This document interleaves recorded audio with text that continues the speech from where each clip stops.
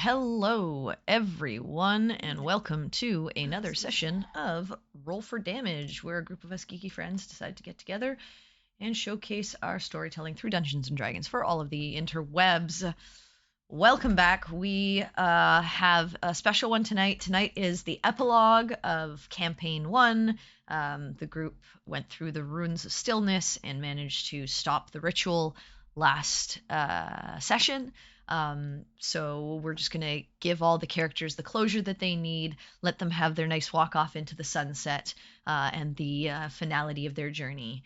And then after this, we'll be taking a few weeks off from streaming D&D, but probably be around with games and other stuff to prepare for a new campaign. We'll have more details to come, so keep an eye out about that. Thank you so much for sticking with us for 2 years, and hopefully we'll have more. So thank you. And I think we'll just jump right in. Unfortunately, our wonderful Khalil, who plays Baltaim, is having internet issues, but I know what he wanted for Baltaim, so we'll go through that, and some of that will probably be helped with some of the rest of the group as well. And of course, Tick, who played Sinric. Sinric had his sort of ending last session, so he is going to be sitting this one out. But I think that's it. So with that, let's jump into tonight's session of Roll for Damage.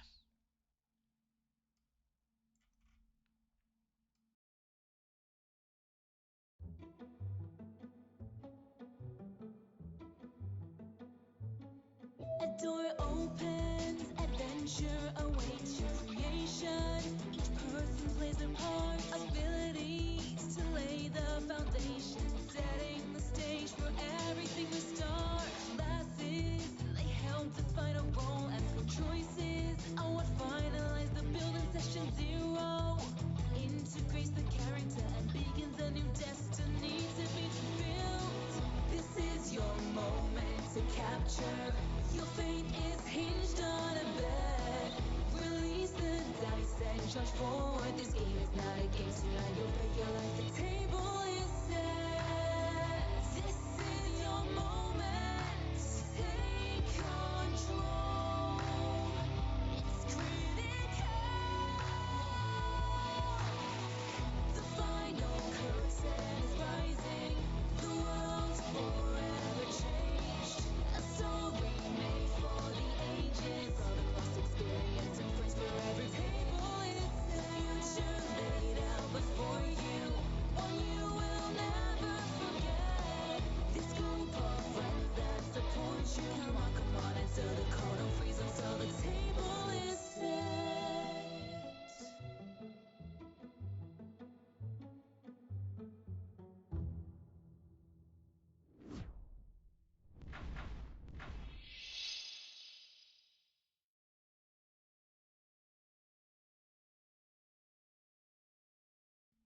All right. I'm just gonna see what we're gonna put on.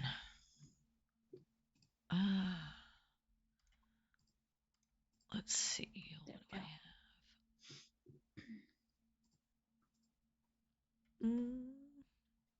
Let's just do something simple. Yeah, here, I'll use this. Is it running?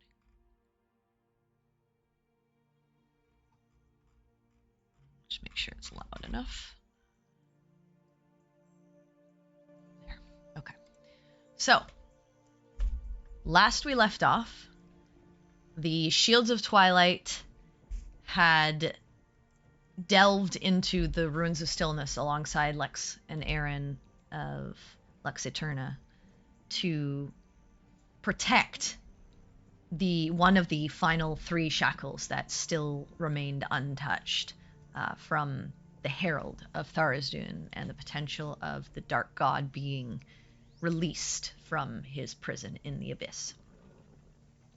The group continued down through 5 floors of strange scenery and creatures and contraptions, eventually coming upon the room where the shackles resided, seeing them still in complete form, not broken, but noticing a humming and strange runes beginning to glow upon the floor, and they rushed past into the cavern beyond to find the herald attempting to complete a ritual to break the shackle that would then allow Tharizdun to be released, or find release at some point. The group worked tirelessly together and with Lux Eterna to break through the barrier preventing them getting close, took on strange undead foes and a dragon of some sort seemingly tied to this place before figuring out how they could potentially use the arcane energies and turn the ritual inward upon the herald, causing them to be swallowed by their own magics and stopping the calamity, at least for now, in the midst of the battle. As they tried and tried to plead to deities and use their own abilities, they struggled with the final anchor point to complete the circle and channel the magic back towards the herald. And in that time period, the herald was able to get off a fatal spell, taking the life of Campion, leaving him ash on the ground, disintegrated. But in a final moment of grief and strength, Quinn managed to call upon his oath and close the circle, turning the energies inward, stopping the herald. Yet the ruin began to fall apart, and unless all of them wanted to perish, one had to anchor themselves to the energy to ensure that it completed and the herald was banished away. Cynric chose to finally take it upon himself, rather than run from his destiny, to follow it forward to protect those he cared about. And he dove and anchored himself to that dark energy, holding the herald from being able to escape as the rune collapsed around the group. They managed to rush themselves up the very many floors and out of the entrance as it began to close behind them, seemingly sealed off once more as they are left out in the sunset of the plains of Veladon as the quiet settles upon them. As you're all standing there, sitting, some of you, as you dove away from the closing entrance, Lex and Aaron turn to you. Aaron, I believe we've managed to stop whatever entity that was. You should take the time you need. I know not all of us made it out, and you lost some friends. When you are ready, we are going to communicate with the rest of our friends and allies, and we will likely meet up at Sunshield City. You are welcome to travel with us or head onward wherever you need to. But please, let me know if you wish to join us.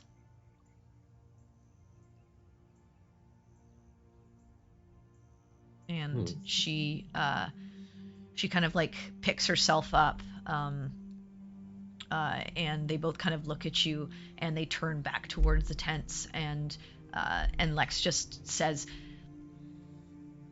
if you need the evening with the camp, you of course have a place here in the Lightseeker encampment. But yeah, whatever you guys need or want to do, we respect your decision. Just give us a heads up, and we're here to help.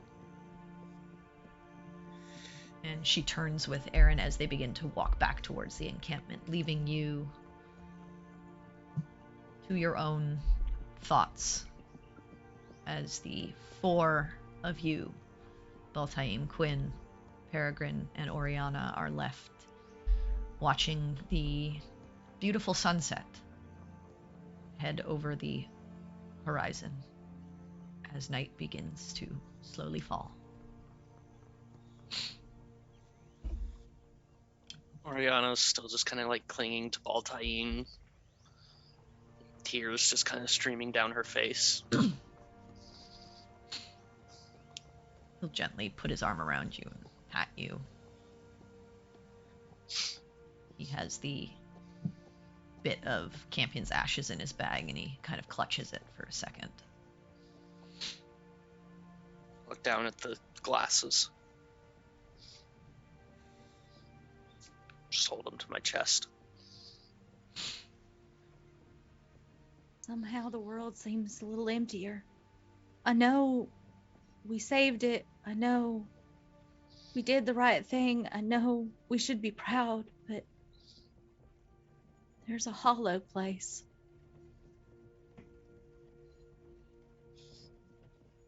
Yeah, this fucking sucks. But I don't like this feeling. I'm going to fix this. I'm going to fix all this. Well, good luck with that. How? I don't know yet. I'll find a way. Some sort of spell, something that can bring them back. I don't know if Cinder can be brought back, but Campion, I will at least try. For all we know, Cinder might not even be dead. He might just be stuck there. I intend to find Sin's family. And Campions if I can. The world might not know that they've been saved. Their families ought to know. I can get behind that. No one's gonna know what we did here. Somebody ought to honor those sacrifices. It will be quite awkward for me to visit their homes, but I would want to. Welcome to come with me. Gladly. All of you. Mm-hmm. Baltaim will nod. This is kind of the biggest thing on my to-do list I can get at anytime soon, so my schedule's fairly open. I Funny will how- absolutely be coming with.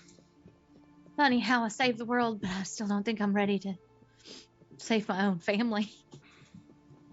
You will be someday, Peregrine. You're amazing. I'm hoping that this has abated it some. Maybe slowed the progression.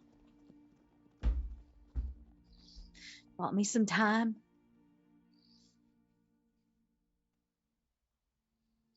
Well, if you need a chance to test yourself, could always use help hunting down Damien. You know, that sounds like a good idea. I feel like we owe him for the last thing he did anyway, and to trying to do whatever the fuck that was down below. So, yeah, why the hell not? Much as I cannot stand where you're from, he doesn't deserve to get away with it. No. And if we can deal with this, we can deal with him. And we can deal with what's waiting for you, Quinn. I mean, today we basically kicked a god square in the taint. I think at this point we can handle about anything. to look on the bright side if there is one. There he is. I'm gonna telepathically reach out to Cinder and just have her come over. Easily enough, she flies from the camp towards you. Touches down. And just kind of like bury myself in her fur. So what's the plan? I want to go with Lex and Aaron. Okay. I think, at the very least, we've done enough to earn a... I don't know. Vacation. Acknowledgement from them. I suppose. Acknowledgement or not, I don't care. They can... we did what we did, not for praise, not for anything other than the fact that it was what had to be done. Their opinions are immaterial. Oh, no, I know I wasn't implying I wanted to praise, just... feels like a good bookend. Tell you what. You need illustrations for that damn book you've been writing. I'll draw all the pictures you need. Somebody somewhere ought to remember what's been done here. And I will help in the best way I can, which is to completely uninvolve myself from the entire project. You can buy me ink. Charcoal. Right, that I can do. Otherwise, I am in no way involved in whatever is happening.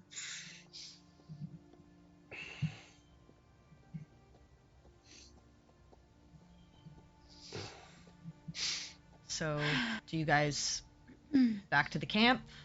Take Think the so. evening? Yeah. Okay. It is a quiet night. You are left to your thoughts and feelings. But it's peaceful. The plains are peaceful. You do notice that the camp is in the midst of packing up. Likely told by Aaron that whatever requirement there was to have them here, they will be moving soon. But your tent is there. You have a comfortable place to rest. You are able to get a good meal and take the time that you need before bed. Your sleep is as peaceful as it could be, given the events that recently happened. But you wake in the morning to the bustle of the camp. Gather yourselves and step out to see more of the structures around you have been torn down, and a caravan sort of being set up to begin to move. What would you like to do? Find Lex and Aaron, Yeah. since they had said we could go with them, and that's kind of like the next thing that we were going to do other than going on the bereavement tour. Okay. Besides, we have have something you need to take to Sunshield City anyway. That's true. So, All right. birds You- killing with stones, all that shit. Aaron's tent is still up. It's one of the final structures aside from yours. You head inside and you see her and Lex are quietly talking and notice you as things are being packed up. Okay. You've made your decision. What are you planning to come along with us, or are you planning to head out on your own? Got some business in the city where you're going anyhow, so I figure I may as well come along. Yeah. Okay. Like to see that everybody else is all right. Do you have anything you need from this area beyond your horses, which can be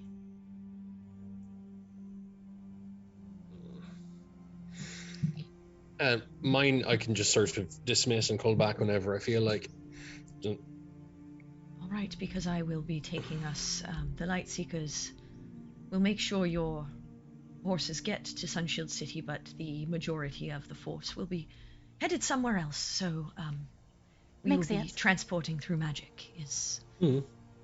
there anything you need from your cart or anything like that before we make our journey? I don't think so. I'll make sure I have all my stuff and Cinder's with me if we can take her. Nope. Nope. Yeah, you're gonna have to dismiss her. Yeah. Yep. Yeah, I gather everything from the cart. Yeah.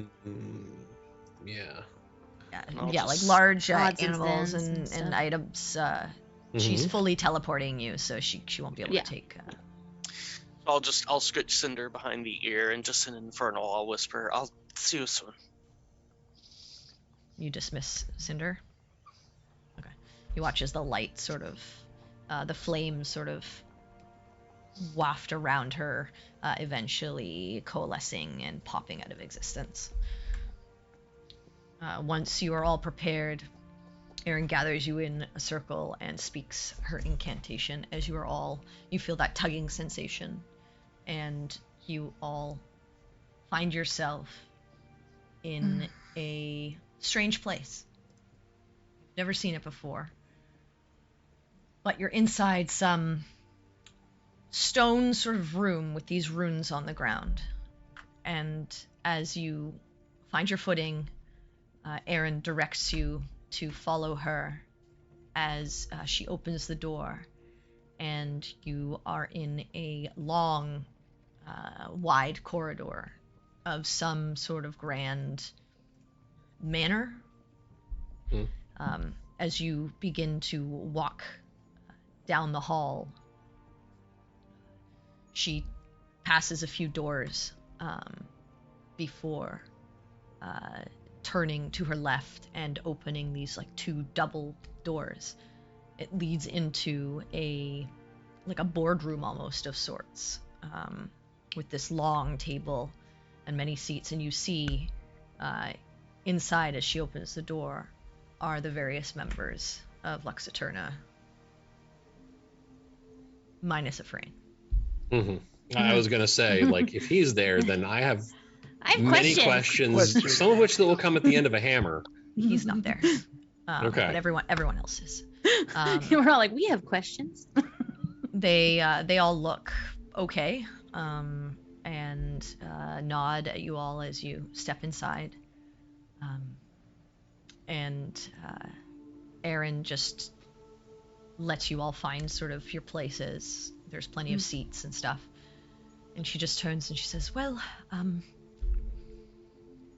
I think we've managed to handle most of it. We'll keep an eye on the shackles, but I don't foresee, given what we did, anything coming about. It's not to say it will never happen, it's just to say I think we've at least dealt a blow that will put a wrench in things for a little while. I will be speaking with the king on Sinric's behalf. He did ask me to speak with his family if something happened to him. So I will be doing what I can to see if I can at least give him the proper recognition that he deserves for this feat. Good. And as far as this not happening now or again, or that any uncertainty with that, I need to say this, and let me get it all out before anyone tries taking offense. This small group of people is completely insufficient to do what just was done. Proven by the fact that you, immensely accomplished folk, needed to franchise out to us fucking assholes to get any of it done. That being said, there needs to be more people keeping more eyes on this sort of shit. More folk need to be watching out for things like this to try and pop in from some other plane of existence just to fuck up ours because they don't like that we're on their lawn. or whatever the fuck it is. I don't even understand it. But point is, there just needs to be more than this. This small room full of people can't be all there is, and I mean to see to that. So I don't know if you know how to put up a job posting for people that want to kick the shit out of extraplanar whatnots, but if you know anybody, I'm hiring. Make a persuasion check. Woo! Why the fuck not? Yeah! This is something I'm not. Yeah, let's see. You can do it. Oh, we'll find out. And 13. You know, that fits, because the thing I said feels like it was about a 13. in quality, it feels like that level of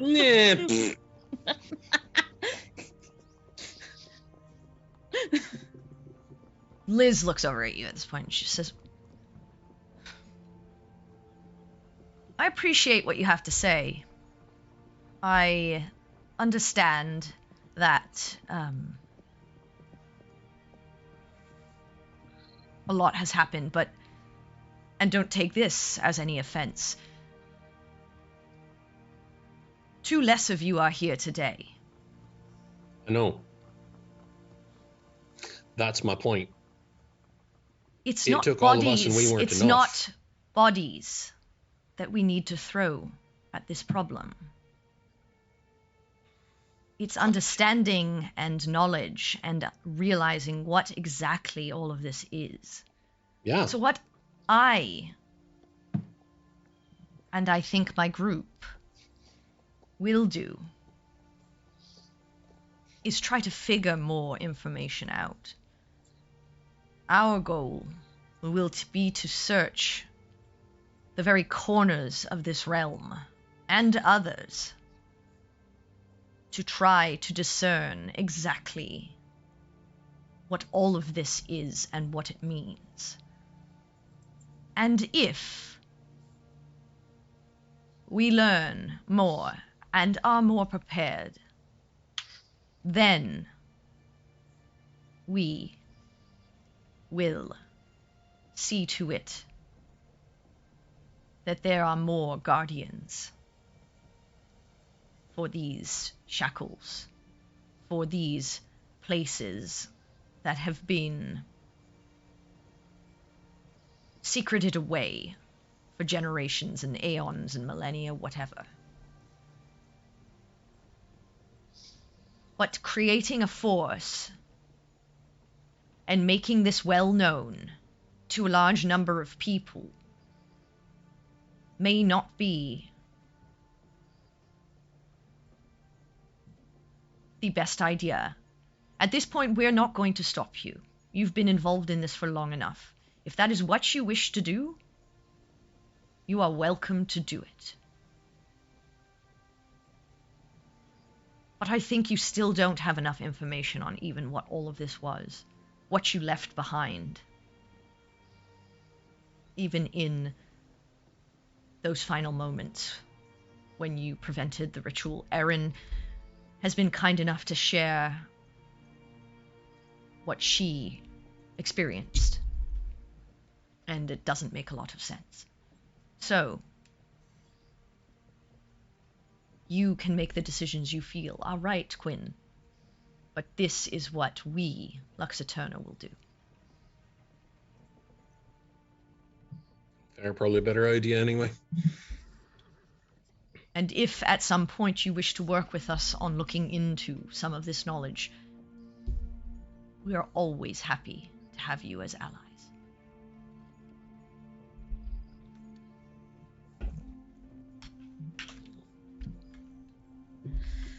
I do think that a select few guardians, though, people who are well vetted, willing to do the work to search, the idea of someone to keep watch is not a bad one. Because if we turn our backs because we're researching, it's just going to happen again while we're not looking. Because no one was looking when this started. Yeah, that's sort of the idea. Let's point at the brand on my neck. I still don't have any fucking clue, aside from what I can do because I took the oath I did, about anyone else that does the same thing, if there even is, where the symbol comes from, what the symbol means, if there are in fact more people like me doing the same sort of thing. Because I had more press and research concerns up until recently. But that is my point, is there have to be more people doing this. If there are not already, there need to be. Just to make sure that other people who are equipped to deal with whatever it is out there that wants to end things here, just make sure they exist and can be there to, at the very least, let someone know when shit's about to hit the fan if they don't themselves get the capability of putting up a fight right away. I agree with you. If you find people that you trust, or part of whatever oath you took, then by all means. But that's what I mean. We have so little information. You have little information about something you gave your word for. Perhaps we look into those things first. And this didn't happen under our noses. Peregrine, your own people watched after one of these shackles. They were guardians of one of these ruins. But whatever this wasn't something simple. Again, it wasn't something that we could just throw people at and hopefully enough of them, enough lives would mean that it all would end. I'm not saying try and turn it into a damn meat grinder. I'm just saying, had more people been somehow involved, some sort of communication could have been enacted at the very least. For example, while things were doing absolutely fine at least 4 of these shackles at one time, things were breaking really fucking bad at one, and the thing shattered before anyone had a chance to get there to try to stop it. Same thing happened with a second, almost happened with a third. And we just barely managed to stop it at third, because we just barely managed to make it there in time, because we didn't know the first one was about to shatter. We didn't know the first one had. We didn't know the second one had. Some sort of organization to at least communicate better and coordinate things and watch over things like this. Watch known threats and look out for others. I don't think the point is to throw bodies at it. I think what Quinn's saying is it's not bodies, it's eyes. It's eyes and minds.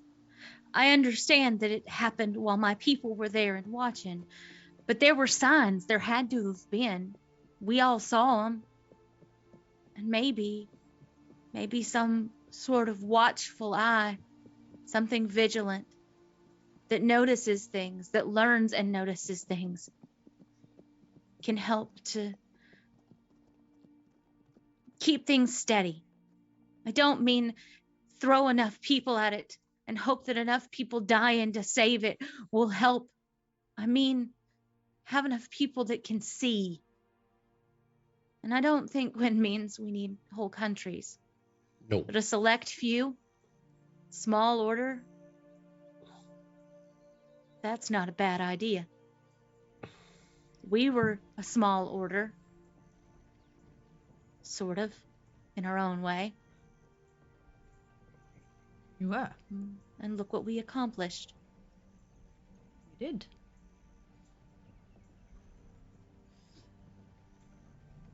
Like I said, you find these people, you feel that they have the abilities. We are not going to prevent you from instating them to help. If that's what you wish to do. You are as much a part of this now as we are. We are going to try to learn more, gather more information first. I don't know what to watch for. Do you? That's the There's some problem. things. I don't. The weird thing is, point at the brand again, this does. Somehow, when I get near shit that I'm, I guess, required by my employment to do something about, this thing starts going off. So there is some way to figure out what to watch for, what signs there are, what can be done. Maybe that's what we do, Quinn. Maybe that's what the Shields do. Maybe, I don't know. Again, you can choose how you wish to bolster the defenses of the realm. Quinn, have you considered perhaps you're the first of many? I have not. I have no idea. Thought Like I said, I don't even know if this existed before I got it, or what. So maybe that's the point. maybe. But something Cynric said before we headed to darkness about doing what we could in the small places. I still think about it because what we did was big, but what we also did was small. There were places where this stuff was clearly causing a problem that we just stumbled into. Mm-hmm. Maybe that's what the Shields do. Maybe we spread out a little bit, dig a little bit, follow where that mark leads, Quinn. I'll go with you. Be happy to have the company. We should also try to check on the broken shackles as well. I doubt it's as simple as they are repaired. Oh, yes, that's probably not the case. But we have communication in those areas. We're keeping an eye. For now, at least, nothing more is being released. Well, I can certainly help keep an eye on If those can River be Inn. repaired, we will even see. If you remember, when we were in the ruins near the Oshadin, they collapsed as we left. There wasn't much left there except for a crater, dark hole. So Knows what's left in River Inn. We It could blasted be. the hell out of the door. exactly. Keep that shit So inside. Yeah. we will Unless- try to figure out what this means. If for now that there can only ever be 3 now, or if there is something we can do alongside the gods to rebolster the realm's defenses. We're not sure. Again, these are things that we want to look into now that it seems we have at least a little bit of a reprieve from being attacked on all fronts. Do you believe Cynric bought us some time and we should use it well? Aaron speaks up. I think whatever it is that we did definitely set that being back. Those magics were very powerful. Meant to tear down the chains that seal Tharizdun to the abyss. They would break a plane of binding. So whatever we did, and Cynric being able to hold that being there until it completed, likely means that they're not in our realm anymore, and they're going to have to figure out a way to get back. How far and how long that takes them, we won't know. But I doubt it's something that they'll just be able to handle by tomorrow. Speaking of things that we saw down there, Aaron, you remember that theory we had about the Guardians being corrupted? Yes, That dragon was blowing radiant damage all over everything. I know. I think my theory about festering wounds might be a little bit accurate. And I think that's something we all need to remember and start looking into. Yes. Something's corrupting what was down there to guard. It could just be the energies of the Dark God itself, but again, these are things that, yes, I wish to look into. The more we know, the better we'll be prepared if this happens. Anytime while we still walk this plane. Some of us will have to deal with it longer than others, but Just reach up and touch my ear.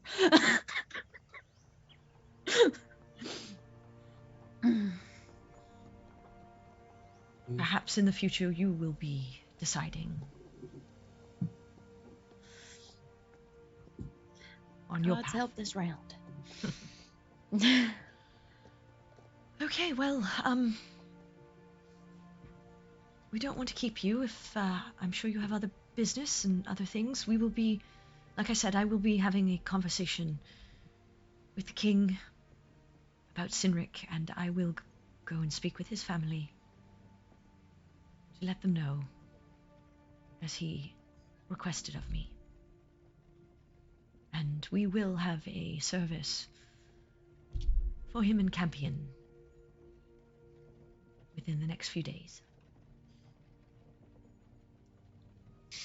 And all of those who have been lost within this period of time, attempting to protect this plane of About that, existence. Aaron, mind I ask you a small favor? If it's something I can do for you, Quinn, I will. Well, it's something I know. I'm fairly certain you can, because you've done something similar before. Can I get a ride from you somewhere? Talking about people that we've lost. Where would you like me to take you? Home and back. That might be a little bit more difficult. Where is your home? It's a small village in the Ouroboros Islands. If you can get to Prestdale, it's like a quick boat ride. It's like a day trip. I've been many a place, Quinn. I know of Prestdale. It's not one of the places I have frequented. I can get you to maybe the closest port? It's still probably far. It'd still be a journey there by boat. The problem is I could attempt to get us there, but if I get us off, we'd end up in the ocean, and it'd probably be a pretty miserable time for both of us.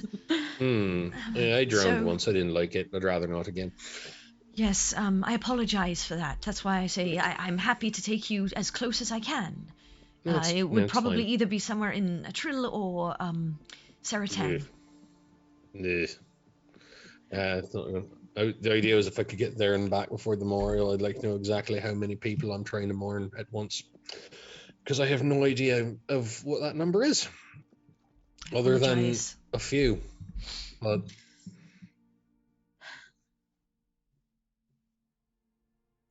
yeah, I'll get there eventually. Okay. I don't want to miss the funeral just by trying to go off and see exactly how many people I should mourn at a funeral I'm not at. Doesn't really make any sense. Okay. All right, well, I'd better get to... She, looks around at the rest of the room. I'd better get to my meeting. The rest of you, of course, are welcome to stay in my home. Please don't... And she's, looking at her own group. Please don't do anything... Just don't cause any trouble. And she stands up and starts to head out. I would like to just, while she's doing this, just move as... I'd say quietly, but I mean, what the fuck is the point to actually say that, over towards Lex, just whisper, do you know where the liquor cabinet is? Yeah, but Say I did it. yeah, that's She already not doesn't gonna... like me, just say I did it. I normally I'd be all for it, but I think I'm kind of in better graces with her right now, so not gonna happen. Yeah. There was almost a very, very nice bonding moment. This close. She's just like, well. you know, I love booze, but I have other needs that I'd rather get scratched right now, so sorry. Yeah. Fade to black. I'll grab There's no Quinn. fade to black. There's nothing happening. I'll grab Quinn. I'm gonna go get something to eat. Yes, starving. I'm rather hungry after everything. I feel like I haven't eaten in like 3 days, and I know that I had a meal, and I it's been a lot, Quinn. And I feel like I deserve at least one more because you remember how I died for a minute? I'm well Apparently aware. apparently that makes one need a sandwich. Let's go find food. Okay. I'm from Veladon, but I've never been to this city. I mean, literally every single day is the farthest from home I've ever been, so should be an experience. This is the closest home I've been in a while. Yeah, that must be fun for you. No. Yeah, that was sarcastic. I don't know if I needed to put such a fine point on it, but I was in no way serious when I said that. I think I will likely stay inside of this place. That's Why not- ever yes, for? I'm not That saying. was more sarcasm right there. You know exactly why. I'm just trying to set a baseline tone. Baltaim will turn to you and he'll be like, why?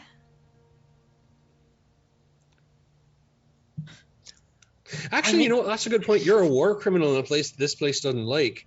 So wouldn't that mean you'd be like the conquering hero here? Like, oh boy, you really did show those shites what for. You do remember my father is a general in the military. Yes, and Right, you are right. a war criminal somewhere else. But do they know you here? Does No, this place have but wanted posters for war criminals in other countries? I mean, I can hide my accent if I really want to. That Well, accent God, you sounds- sound so weird. That accent sounds entirely forced and wrong. But I'm worried that it will either come across too fake, or I It might will. slip into the Atrillion. Here's an idea that I don't think you've ever thought of in your entire life. Don't talk. Let us Just do the like for talking. once, actively choose to shut up, and then it won't be a problem. I'll order your food. See? We'll go someplace with pictures on the menu. You can just point like a drunk at 3 a.m. Just wants waffles. Just that. Just make big finger motions. At this point, Fulton will pipe up and he'll just be like, I think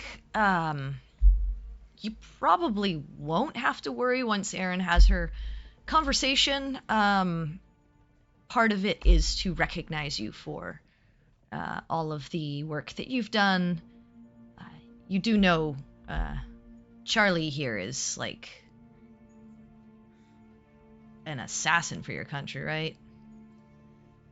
So No, we haven't She's talked here. much. yeah. Anyway, I mean, she doesn't like murder people here. I don't, right? And he like looks and she's just like talking with Liz like quietly, and she kind of like looks over and just ignores him. Hey, look, I don't judge. You kill whoever. But anyway, Was that dagger always bleeding? what I mean is, I think you'll probably get a pardon given all the good that you've done. probably get sort of like some diplomatic immunity or something like that. So as long as you don't do anything bad, I think you should be fine. It's a triumvirate's going to love this. But very well, then I won't advertise it then. Yes, that probably would be good. I mean, I wouldn't go around explaining that you're the daughter of a general, the high general in the Atrillian army that killed a bunch of soldiers from Veladon in various battles. Like that's probably not something to go around and speak praise of here, but I think as long as you just walk around normally like a normal person, most people will be fine. See, there you go, problem solved.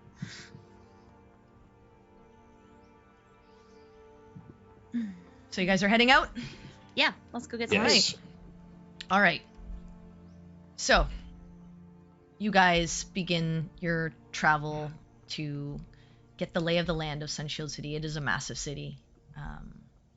There are parks and temples and a giant sort of courtyard in front of the palace where gatherings happen. There's, as you walk through, both Peregrine and Oriana, you notice in certain areas your connection to feeling anything arcane ebbs and flows. And Yeah, that's a weird feeling. you notice, looking around, some of the structures are made from that very same material that grows. Those crystals that have been chiseled and reformed into like almost like marble bricks and stones. And it dampens your ability to feel the arcane. In some places, it's almost like it's absent, and in others, it feels normal. But it's just dependent on where you go. But you eventually find a place to get a nice meal. You all sit and reminisce over the things that have happened, learn about this new city that you're in. You spend a few days getting the lay of the land, are eventually given the missive by Aaron that you are recognized as a guardian force for the realm and are free of any kind of persecution in the city, that everyone should know who you are and what you've done. You were given a token to display should you ever need to in a time of trouble. You are able to go to the Temple Quinn. I was going to ask, like, yeah. And offer up the Shade Barrow plant to the head priestess there, who tasks you with finding a few things in the wildlands around the Veladon sort of region that you will need in order for her to complete creating the concoction that will allow you to traverse where you need to go, although she warns you away from it as best as she can. Oh, sure. But you are given that, and you are also told of Cynric's pardon. And when the memorial takes place within the city, Cynric is given a full military send-off as a recognized member of the Royal Imperial Navy and a guardian of the realm.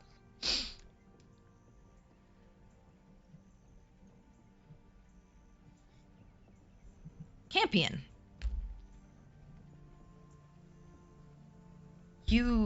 It's dark, but you wake up in a bed. Lavish, 4-poster, with these like gold sheets. Large room.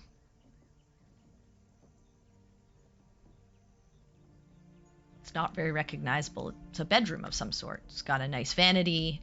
It's got a cabinet, likely for clothes, some nightside tables. There's a large oaken door that seems to be closed right now.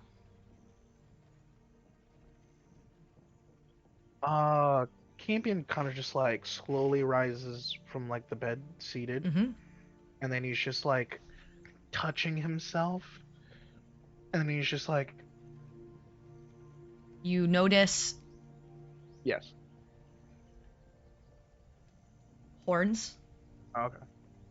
Are they bigger than last time? No, Or are they are okay? smaller actually. There's only 2 of them. Mm-hmm. And they're just sort of conical. Your hair is still there, still feels like normal. Strangely enough, though, you're dressed in a sort of like button-down shirt and just some general slacks. And as you're touching yourself, there's no brace on your hand. You're moving it freely. I look at my foot that usually is in the leg brace. And I You Wiggle wiggle my your toes. toes and have full feeling.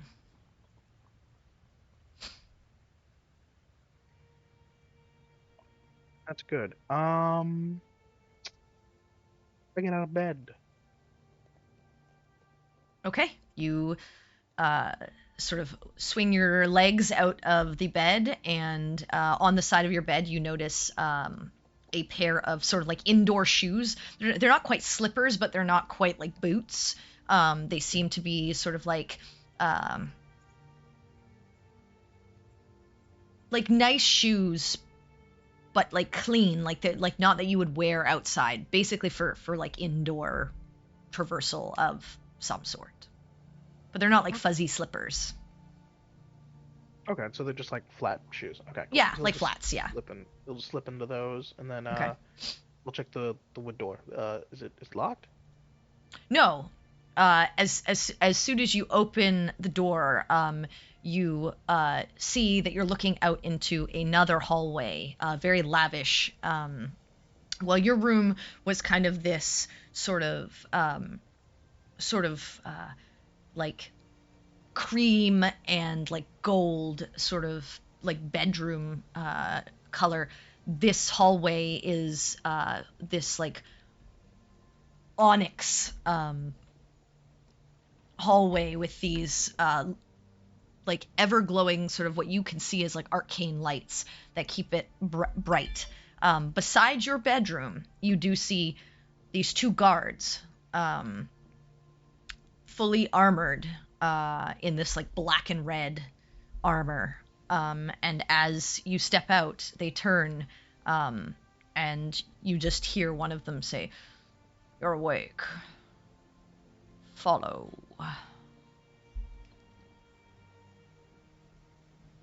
Campion And follows.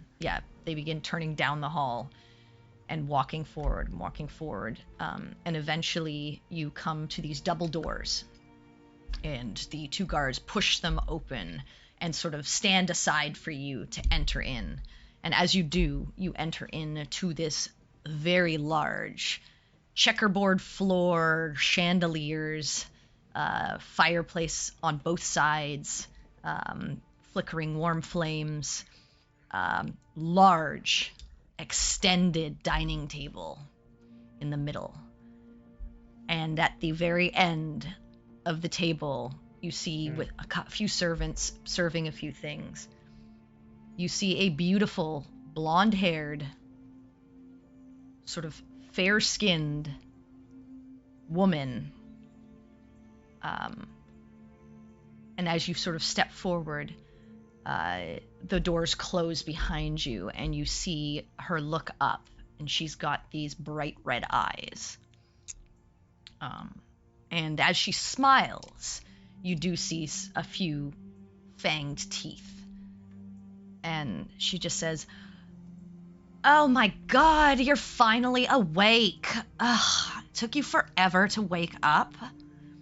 You know, I was really kind of hoping that you were going to get one over on Moloch, but it's kind of disappointing. I guess it's just because you got kind of swallowed up in the whole, end of the world, whatever. But if you could come closer, we're gonna have to talk about this because now I'm kind of in a position and you're gonna have to help with it.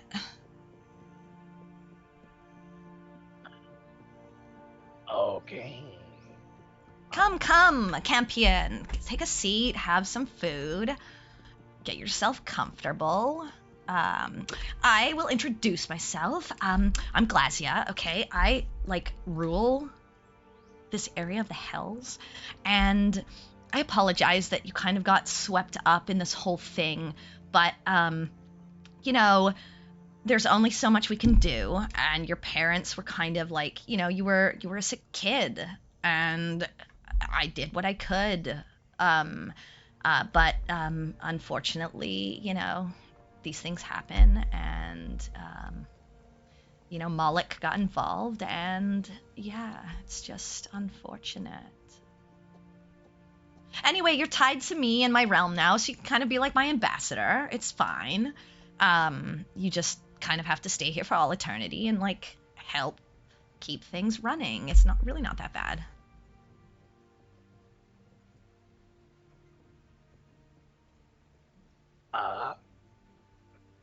Do you mind if I ask a question?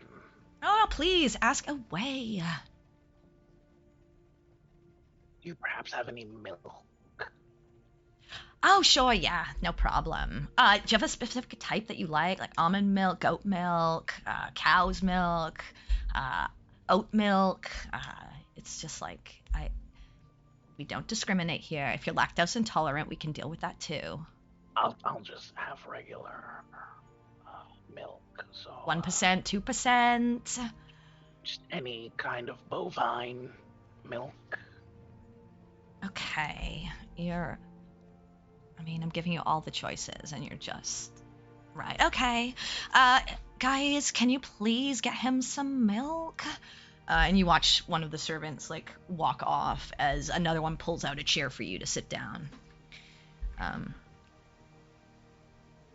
You sit? Yeah. Campion says. You see a preparation of various breakfast foods in front of you, and you see her kind of just gently and gingerly picking at a few things and then drinking a glass of something. And she just turns to you and she's like, okay, so I know you're all discombobulated and stuff because you kind of that was a disintegrated. That's kind of tough. But at least it was quick, right? You barely felt anything, I'm sure. So we need to figure out. So the good news is that Moloch still hasn't completed his side of the pact. Even though you died, he's still got to get 1,000 souls, and he wasn't quite there yet. So if you can, do the job that I originally thought that you would do and stop him, that'd be great, because I really don't want to make him High General of my armies. He's like a schemer, I just don't want him in my army.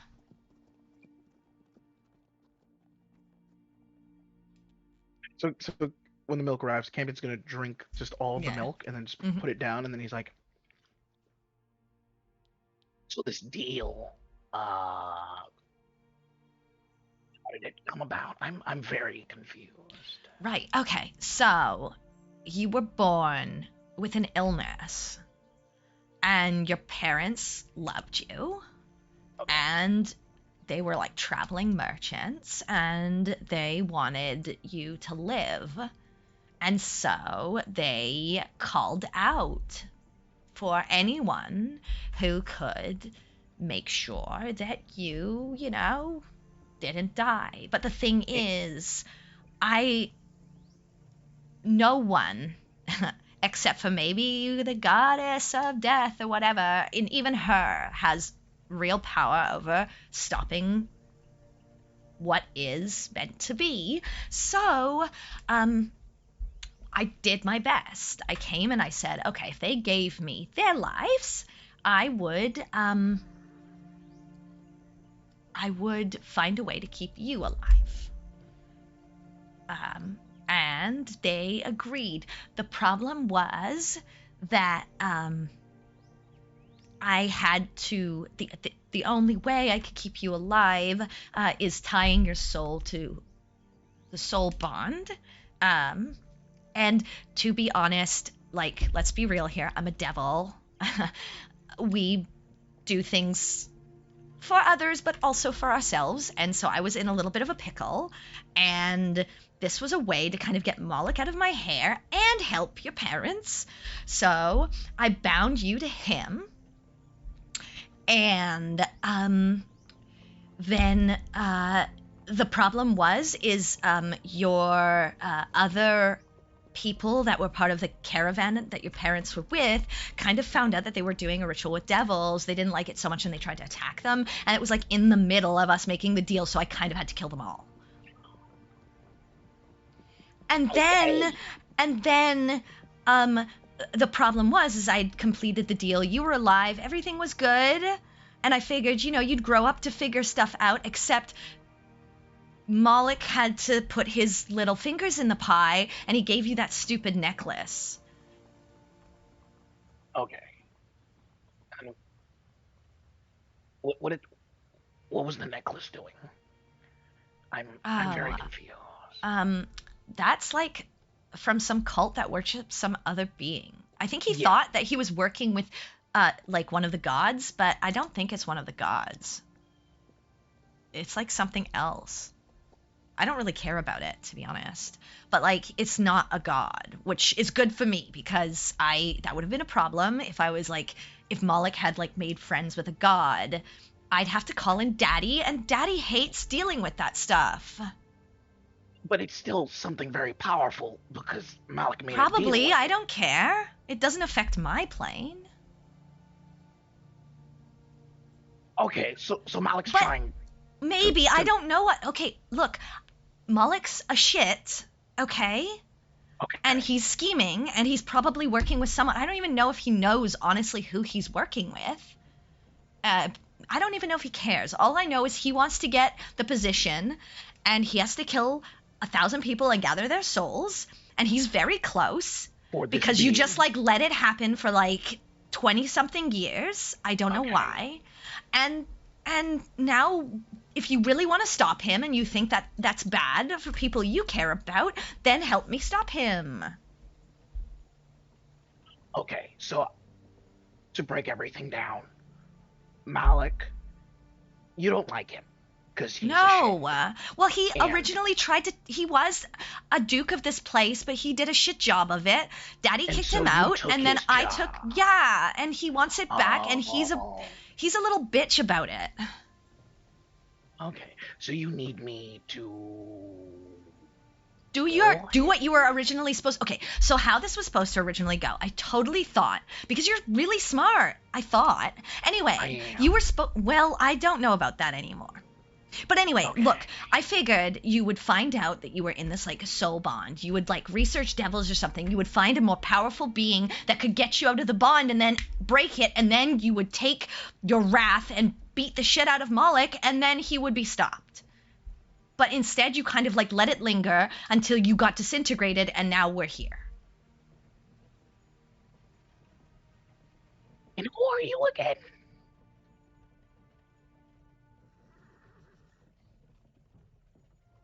I can be whoever you want me to be, darling. Do you need mommy right now? No. Just wrapping my head. Let me think a little bit. Take your time, but not too much time, because I think we're at like 9:60 something maybe now, and like, I don't want to step in, because like, I do skirt the rules a little bit. Like, doing the soul bond to save your life was Dad would probably be mad if he really found out about it, so shh. Okay, but Okay. if I go after Moloch myself, I could get in big trouble. So this is why you're here now, and you're like my ambassador who can like do all these things that I can't, and it's kind of perfect. No, I'm stuck in the hells in Malik. No. Well, you will be tied here, yeah. But the good news is you can't die unless someone kills you here. And so like if you get disintegrated again, it's just like kind of an inconvenience. But what you can do is kind of like travel to other places when I sanction you, and you can like deal with things that I'm busy. You know, if I need to get my mani-pedi, you go deal with the stuff. So I do the things you don't want to do. Yeah. That Malik did. So I'm doing your job. You're helping me. You're like my personal assistant. Okay. Okay, But you get like all the milk you want, and you get food, and you have a nice bedroom, and yeah, you're alive. You're not a pile of just ashes. Do I get the and build like, things? If you want, of course, I can give you like a whole workshop and stuff. But I will know if you tried, like, I know you're thinking right now, this chick is so vapid and dumb, I will fucking know if you try to get one over on me and I'll kill you. Like, really kill you. So, don't screw me, Campion. Oh, okay. Oh, no. I mean, I like the workshop. I like where this is going. I haven't been the Archduchess of this place for, like, thousands and thousands of years. So because you're evil. Yes.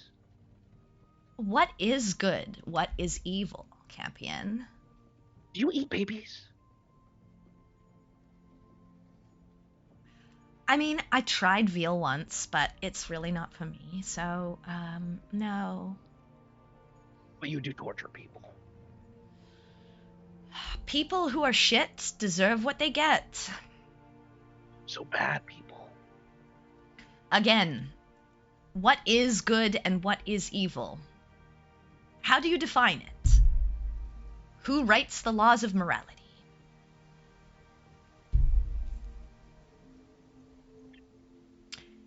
You know what? I mean, at one point, weren't you gonna like blow up a building to get what you needed?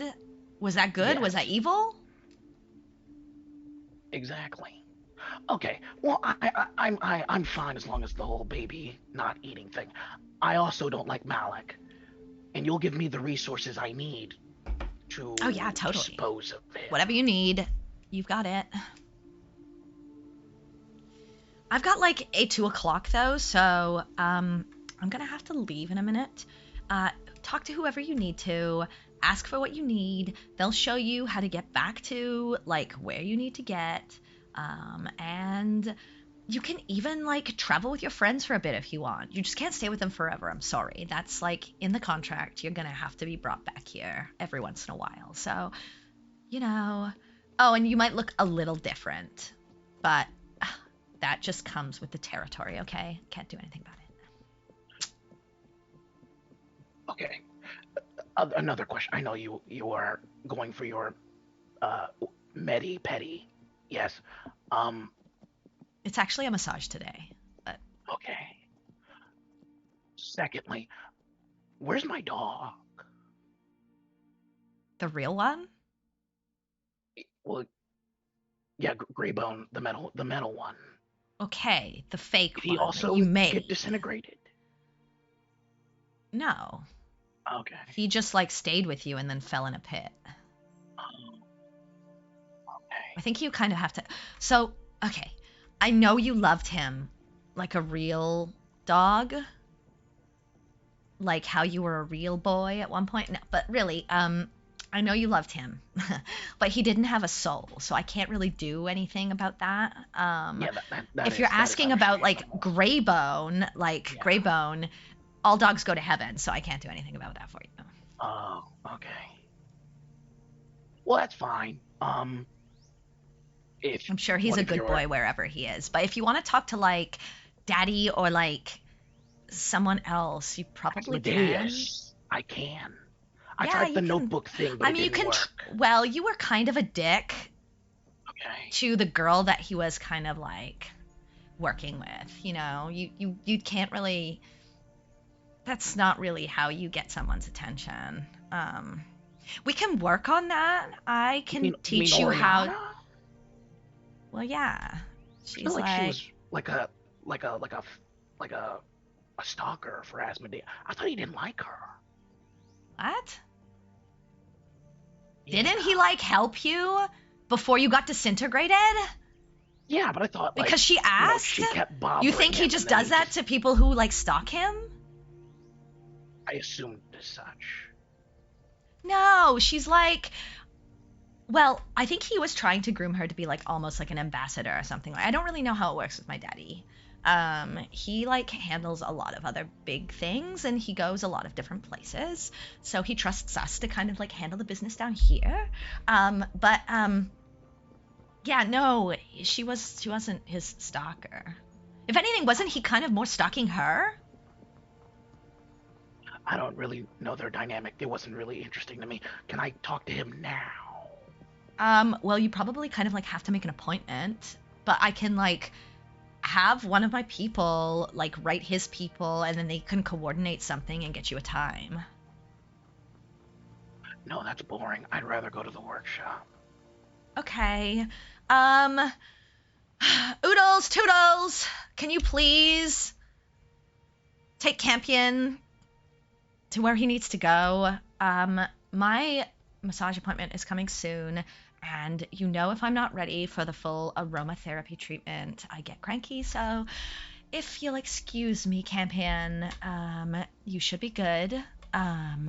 There's clothes, there's food, there's resources, and the clock's ticking. I don't want to have to put you in like stocks and then like flay your flesh for like the rest of eternity, and it's like kind of not fun for me. But if you don't deal with Moloch and like drag him back to the hell so that he can't complete his part of the deal, then yeah, we're gonna have more than words, okay? I understand. Oh, good. And she pats your hand. She's like, this has been so much fun. It has been wonderful.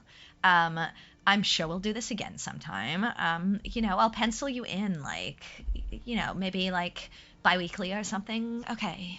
See you later. Or the massage. Why, did you want one too? No. Like, not today, but maybe another time. You do a good job, and I'll make sure you get the full aromatherapy treatment, okay? You'll love it. It's really relaxing. I'm gonna go now. Okay, so am I. Bye! And she turns and gets up and walks out, and you see these two little imps fly up. Oodles here! We take you to workshop. Yes. I follow. Okay. Follow Oodles. Follow Toodles. And they flap their way down through the dining room and begin to walk you out to the workshop, where you eventually find a plethora of every instrument and type of metal you could ever think of or imagine at your fingertips. Okay. Campion begins to draw out plans. Because, you know what? If he's going to go after Malik, he's going to need big guns. And he's been hurt before, and you know what? He no longer wants to get hurt. So the best thing to do that, my man needs to make some power armor. Some demonic armor. If he's gonna be hunting the big bad Malik, he's gonna need big bad armor. So that is the plan. Okay. It's going to take you a while to do this, but Okay. eventually you actually get, like, you do see some other, like, devils and tieflings and just other, like, humanoid-looking figures. Some of them actually human-looking end up coming into the workshop. And as you're, like, drawing out these plans, some of them are working with you and helping go off to, like, forge things. You're not sure how much time you're going to take on this, but you know that you have a limited amount. So likely this first attempt is going to be more of like a prototype than anything else, to do what you need to do. But that is what you will spend a foreseeable amount of time upon, as you are now ambassador to Glazia of the, I believe, 6th layer of the Hells. Who likes massages and chai tea and yeah. It's like lemon tea, okay? But anyway, Like, Back oh my to- god. back to the group. Right. You, Quinn, Yeah. you are eventually able to, after a few weeks traveling with your group, gather all of your ingredients and the concoction to be able to traverse the Shadowlands. Cool. Do I is also get to meet created. some like weird Fraggle-like creatures along the way? Because that's No. what I just witnessed with those imps. And I love now I it. feel slightly left out.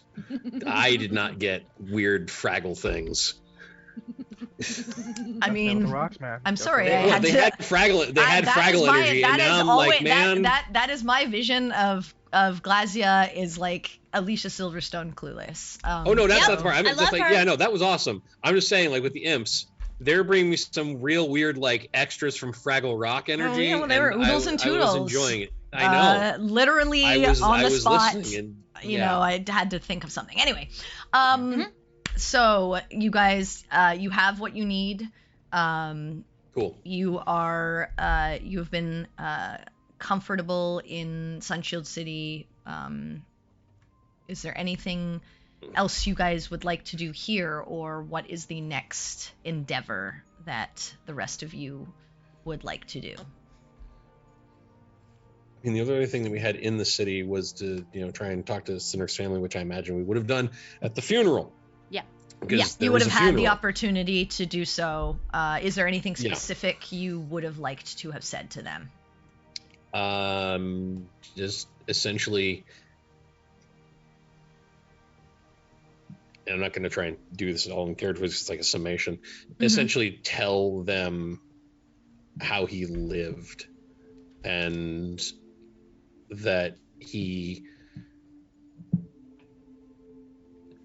may have left under less than ideal circumstances, and they may have thought about him whatever they thought at the time, but he didn't forget about home, and he never wanted to let anybody go through what he went through again with that island. So he basically just threw his life into protecting other people, and that is literally the last thing he did. I will say, when you meet up with his family, you do learn that his brother Mm. is the head of the Knights of the Spire, who are like the head of pretty much all of the military in Oh, cool. Belladon. He is joined by his wife, a woman, blonde hair that has like streaks of white in it as she's getting older. She is very polite, but unlike Sinric's family, who is very like presenting as like nobility, she seems much more like down to earth. And when you meet both her and her husband, you notice at their side a young 9-year-old boy who looks like a mix of this woman and what you remember Sinric. to have been. I I want to take buy off- this child a hat. I take off the necklace that Cynric gave me, and I press it into this child's hand, and I just look up at the family, and I say, he was a good man who didn't realize that he was a good man. And he never failed to protect us. And we will never forget what he gave. And you should be proud of him. And you see the woman, and she just says, I know. I wish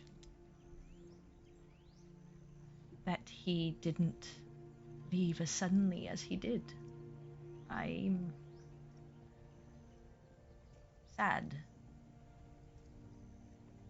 that the last memory I have of him is watching him walk dejected from his post. I tried to find where I could send letters, how to contact him,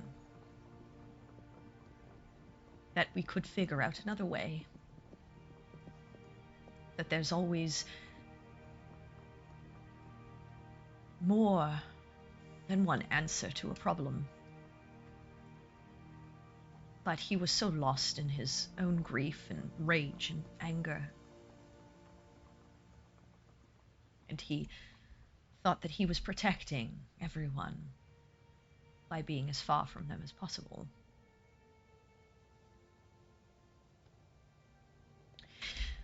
My son, Braden, I'm trying to teach him that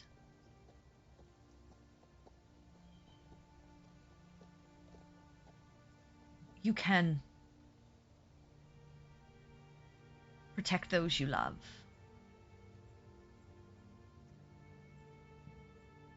By sticking with them, and that we all make mistakes, that sometimes we hurt those we care about. But if in our hearts we don't forget those that are important to us, we can always overcome those failures. We can always fix those mistakes. Nothing is ever truly broken.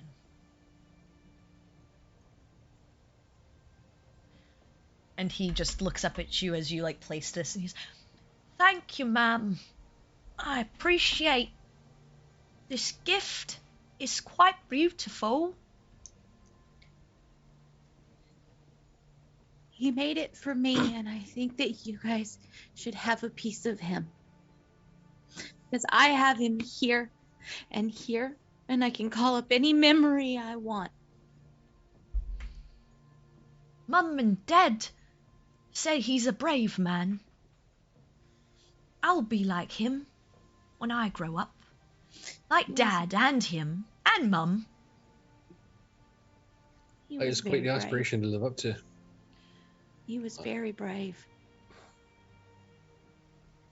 Mum says I can do anything if I try my hardest. She's a wise woman. Hmm. Do you believe that?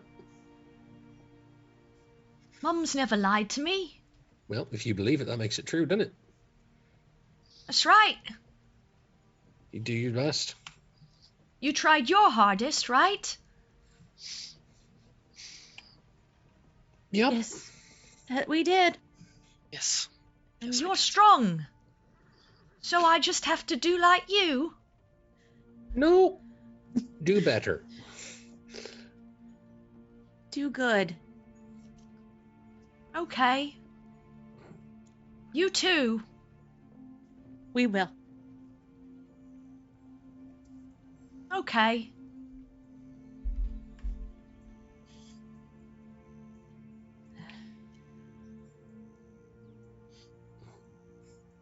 And Oriana kind of fiddles with her necklace that Cynric made her. takes it off and hands it to the woman. She clasps her hand around your hand. I appreciate the gestures. But the man I knew and loved is kept in my heart. And I didn't meet the man who died protecting this world. But you did. And you should keep him close. Just like I will keep the memory of my Sinric close. He was who he was. And we can keep his legacy with us.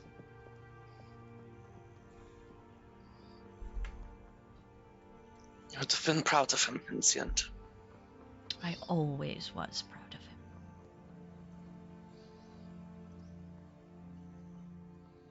And you hear the man, his brother, we had better head out.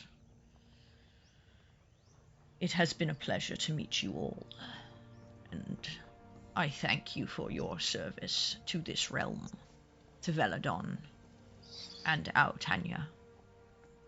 I know the king has recognized your actions, but you traveled with my brother, so I know that beyond a king's word, there are those of us who will remember, but beyond the title, the people. He's going to go down in history as a bit of a legend.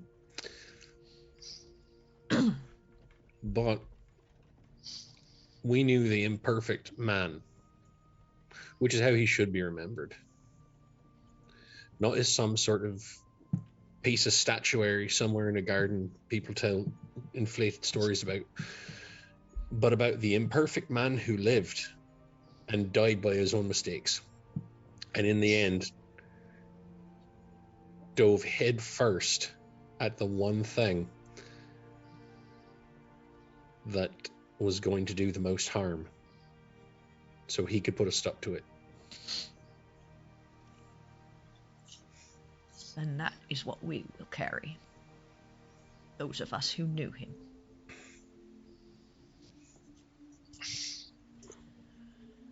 I wish you all the best. We are going to sit vigil for a little while, and then be on our way.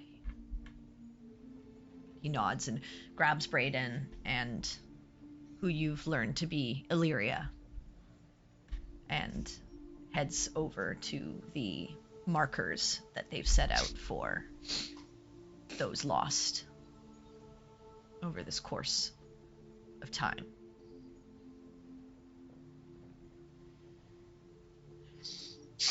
And eventually you spend time, you are given, you work with Lux Eterna, who actually helps you with rituals to remove the tether that Tharizdun had placed on you, so that you and your souls are freed.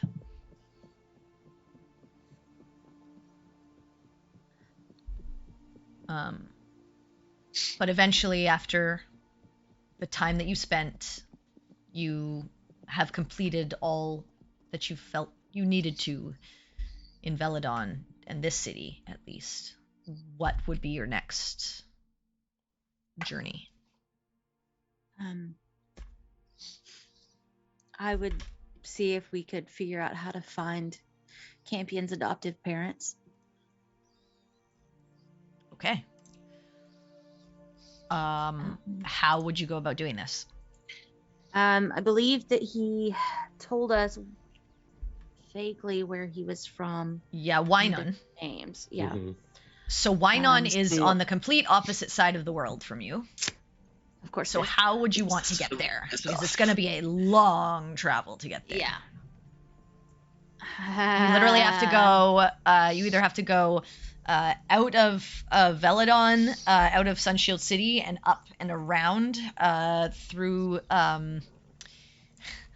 the Wasting Abyss, which is generally not a, not a thing method we of wanna travel. do. Yeah, no, thank you. You might be able to find a vessel that does that. It's just like a more untraveled charted course, or you'd leave out of Sunshield City into Grander Bay, go out into the Tenidian Ocean, and then come back around the Wildlands down into Wynan, which is way over here on the map. So If the group wants to take like a route that takes us through like some other stuff that we need to do, Perry just like says, the thing I need to do before I can take care of what I need to take care of is I need to make sure that I pay my respects.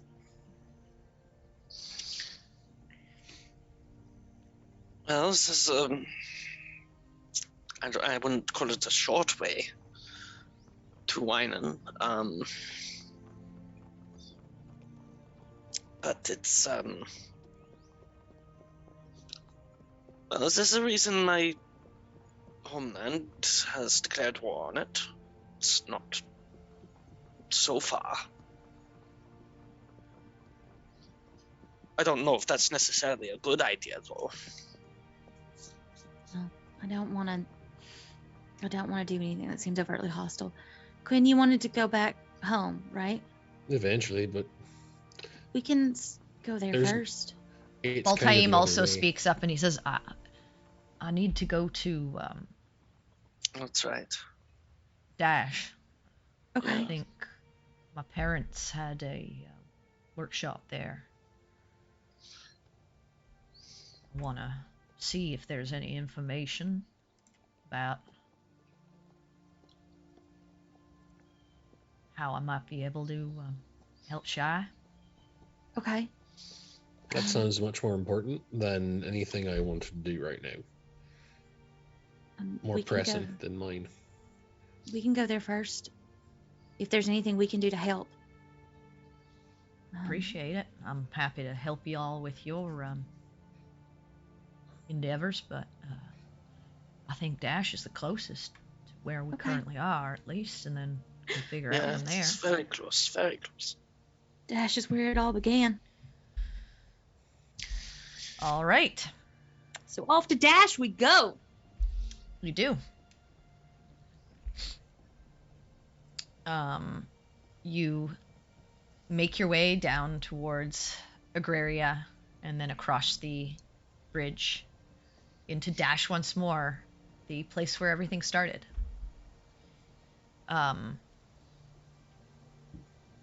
You begin to investigate where Baltaim's parents, his biological parents, would be.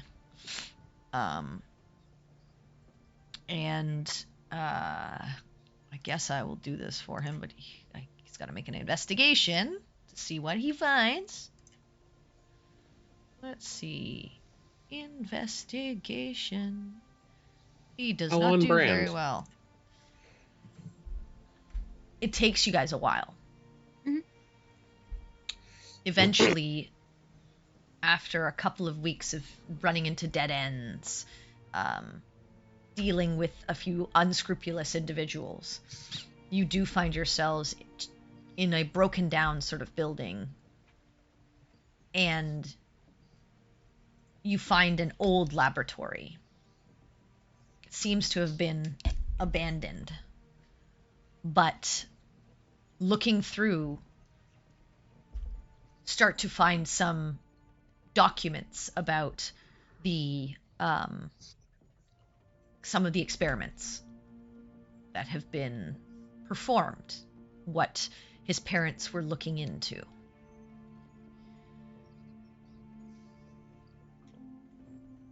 You actually find some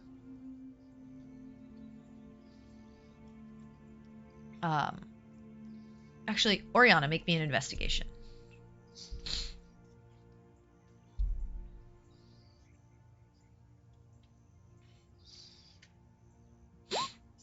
19. You find some documents that seem to have correspondence between Baltaim's parents and your previous mentor. Yikes. Talking about how their work could potentially reinstate the old empire. False.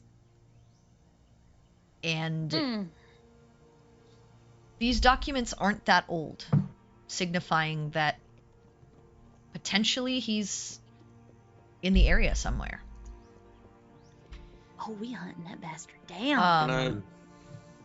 But Baltaim does find that what his parents did to them as children, the power that they have within them, there is potentially a way to siphon it out to return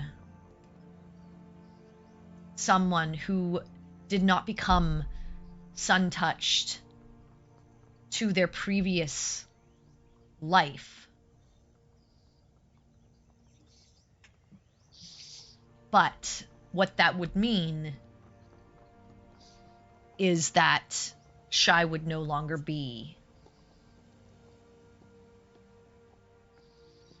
what she currently is. She would have to give up on the power that she was given as an ASMR and go back to being human. I'm just gonna fold up the documents and put them into the tome and like lock the latch and everything. Okay. Baltaim takes this information and says that I think there's a way to save my sister, Good. but I'm gonna have to run it by her first. It's a big choice. Yeah, and consent is always important when it comes to saving. Don't want to save anyone against their will. I am.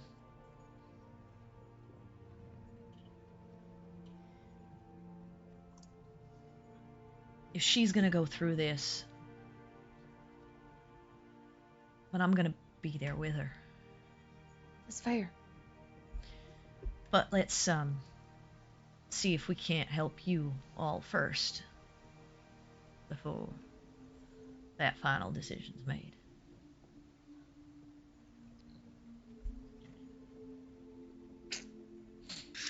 If he's still here, we need to find him, and if we can, capture him.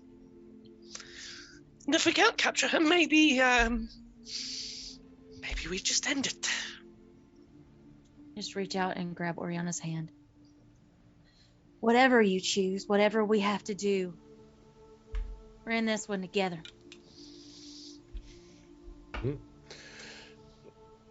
You want the man dead? I can get behind it.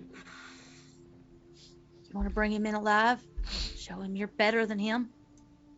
Behind that too. Because you are, you know. Better than him. You've come a long way.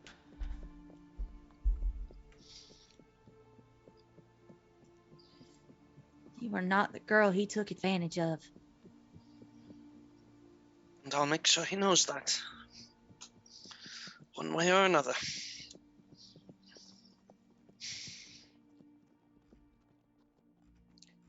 So let's find him.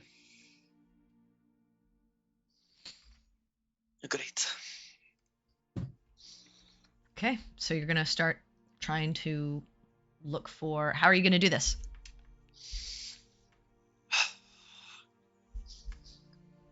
It's Dash. It is Dash. Dash. I would like to find...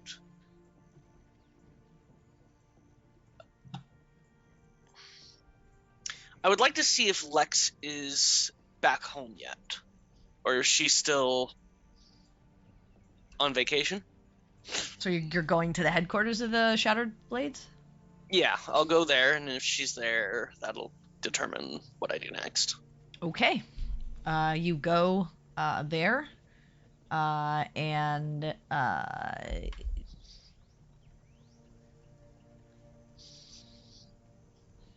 make a persuasion for me.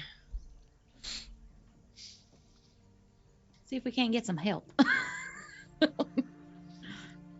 Mm. She knows the city best. 29. Oh my god! Luckily enough, you are remembered by the group and those that had seen you before, and they let you in. But they inform you that Lex is not in Dash right now. She is still off somewhere else, and they don't really know exactly where she might be. In But that if case, if it's urgent, they can try to send word to her. Or we could call her. We never gave back the thing. You do have the communicator, yes. We do. I mean, I don't think she can't really assist as much from where she is, unless we need her to, shoot him. Well, I think she can shoot from very far away, but not from wherever she currently is. Look, you don't know that. Look do around not. for a red dot.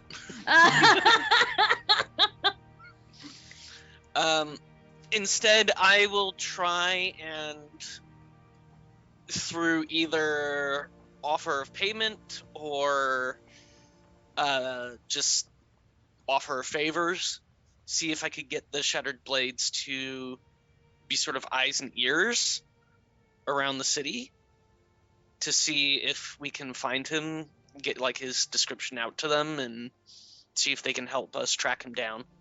Good idea. Go ahead and make a persuasion for me. Okay. 30. Jesus. Dirty 30. They tell you that they will put their feelers out to see if they can find anyone matching that description.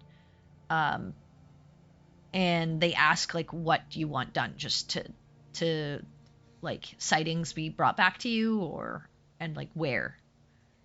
How do they get the information to you? Or do you want them to like do something? Like what exactly do you want from them?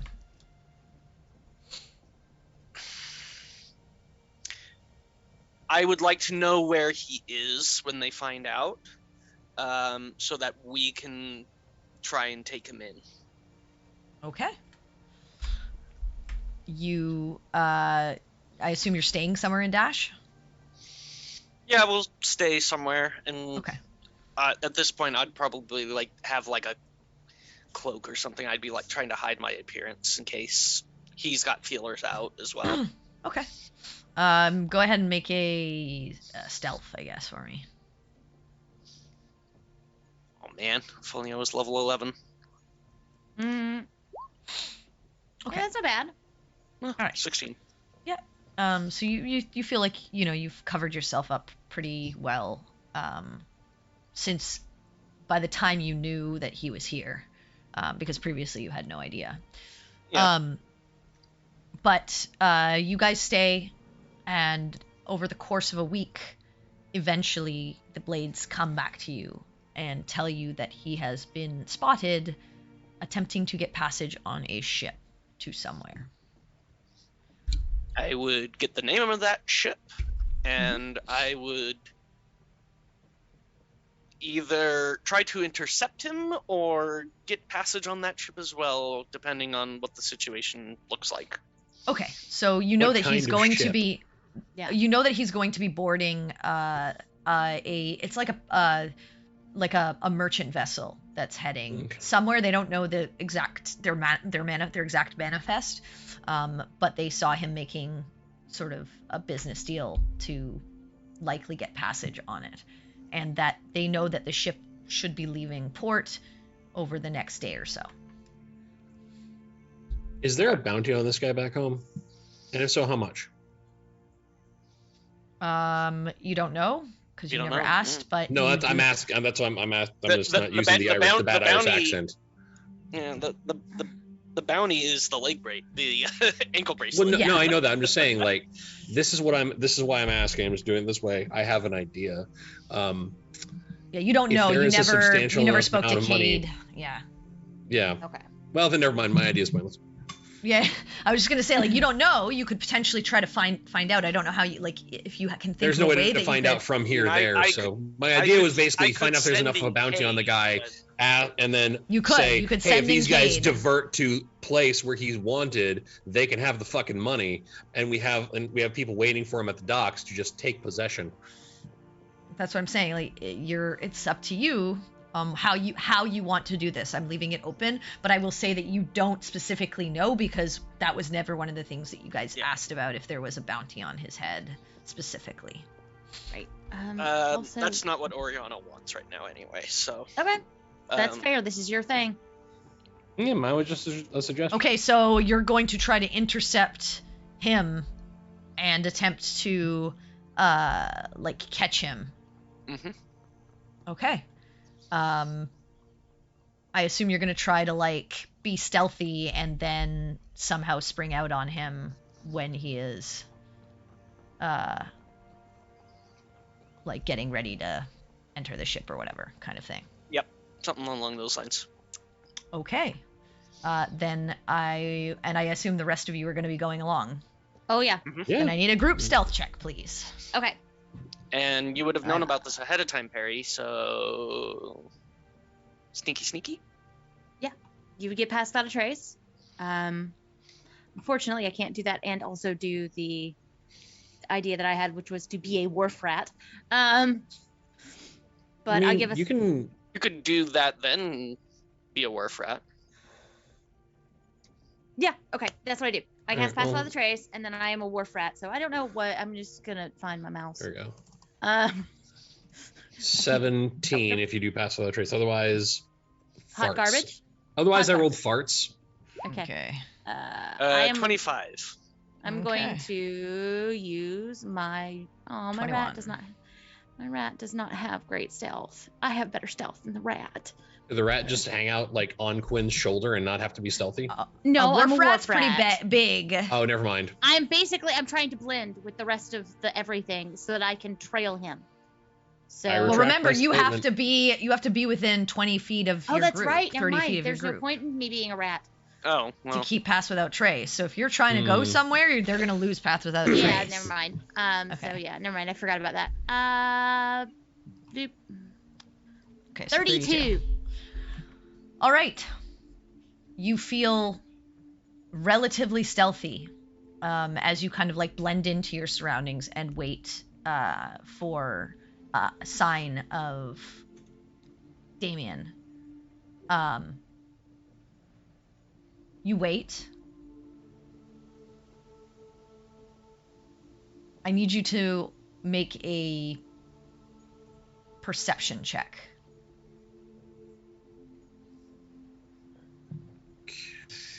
Why not? 24. You don't see Damien. But something strikes you as odd as you like watch this ship and you're watching like them loading their boxes and things like that. You see another strip down the way, and an individual that just seems strange to you seems to be getting on.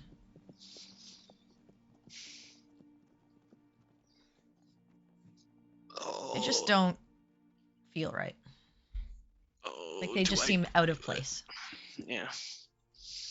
How far away is the other ship? Maybe just like on the other sort of on the other like dock beside the ship that you've been sort of Within about attention to. 120 feet. Sure, yeah. I would like to cast message Okay. and just what would unsettle him the most? Just his name, Damien. Okay. and I'm just gonna kind of like motion for everyone to kind of like follow. Okay. Yeah, sure. Follow. Just trying to see Yes. if the message connects, and if Well, the he message reacts. will connect because it's Well, yeah. it's you're specifically targeting like an individual. You don't need to Mhm. know their name to target them. You can just send a message at someone. So you know it connects. Make an insight check. That's what this would be.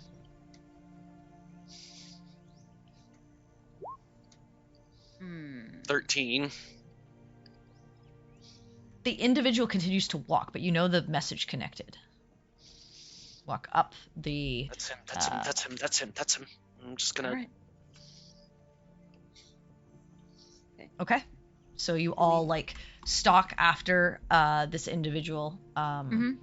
You bowl your way sort of like onto like the dock, and there are a few people who like attempt to stop you, but you get close to this individual, and they turn around as they see the commotion, and as sort of like they pull their hood off their head, it seems like a drow individual.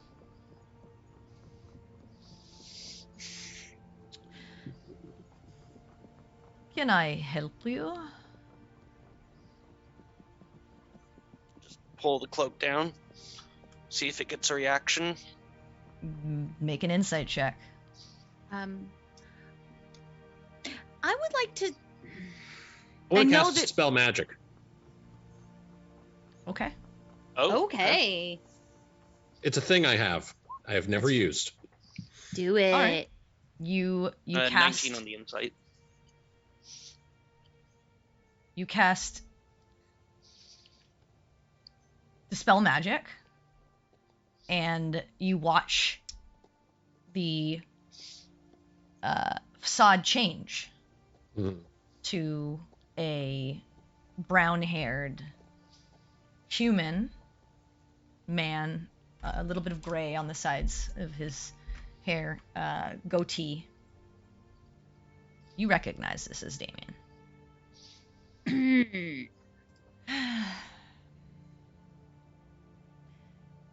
Can I help you?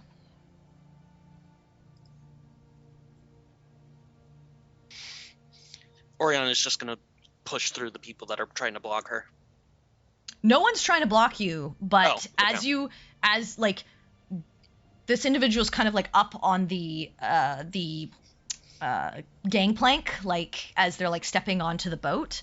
And if you try to go onto the boat, there will be boat hands and crew that will stop you because they don't know who you are. Right. So you can get probably like to the edge of the gangplank before like people are like, whoa, whoa, whoa, what do you think you're doing? I have business with this man. That's great. This man has business with us. He's already paid and you haven't. How much? We don't have room for no more people on our ship, and we've got a full load. How much to get him off?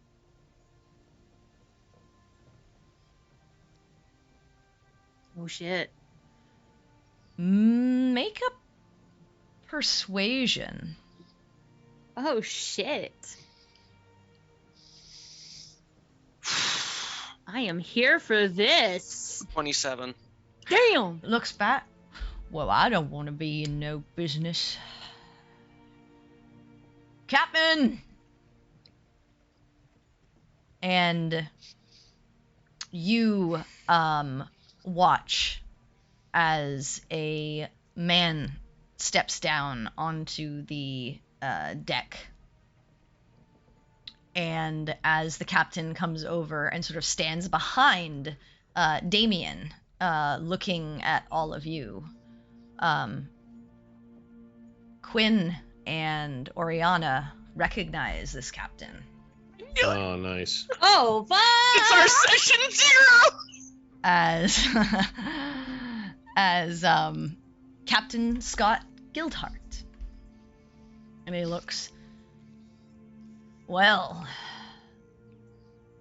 what's going on, Captain? offering us a sum of money for us to release this individual. Figured you'd want to hear. And he looks. Oh, we've met before. It's been a few months, Captain. It certainly has. What exactly is the problem? Because this gentleman has already paid his way. He's a fugitive from my country. And yeah. freedom. And my Problem freedom is, comes... I don't care. Your country, unfortunately, has no business with me. And he gave me a lot of coin. And I'd be a bad captain if I just handed him over. Because I liked your face.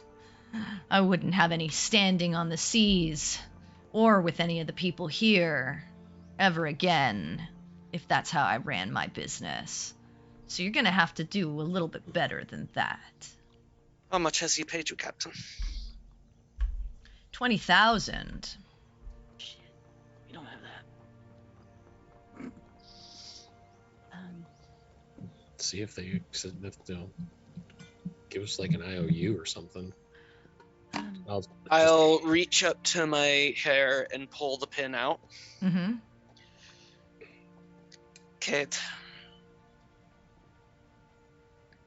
I found him. All mentally, not out loud. Mm-hmm. Mm-hmm. Can you afford 25,000 gold? While this is happening, I'm just Mhm. going to. I'm keeping a very, very close eye on Damien. I'm just gonna say, I understand that you don't. I understand that it would be bad business, but don't you think it'd be worse business to be toting around a war criminal? Man commits genocide. First Wipes of all, out whole group. pleasure to people. meet you, miss. I am Captain Scott Guildhart. I don't Peregrine. know you, but I've shepherded many an unscrupulous individual on my ship before. That's between you and I.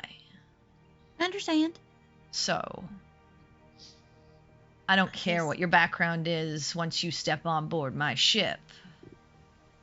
You are no one, just cargo. Fair enough. Just thought you might like to know what you're hauling. I get it. Considering. And I understand.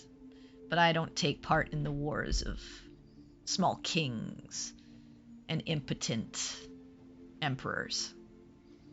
I can respect that too. To be perfectly honest.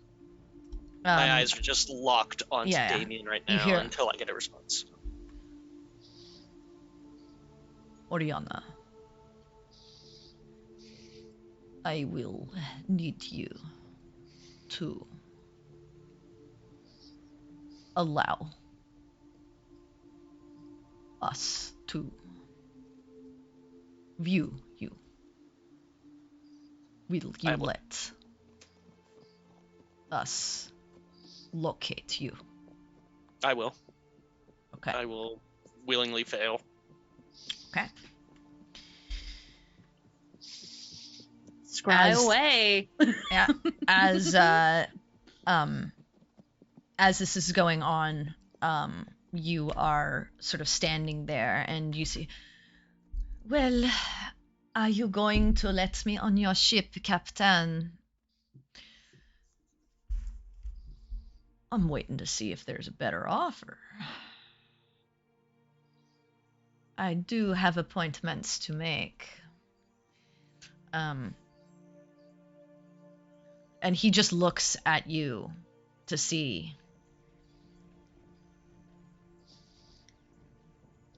I haven't heard back on if we can offer the 25,000 or not. He looks over at you, Quinn, and Yeah. he goes, Are you just here for this douchebag?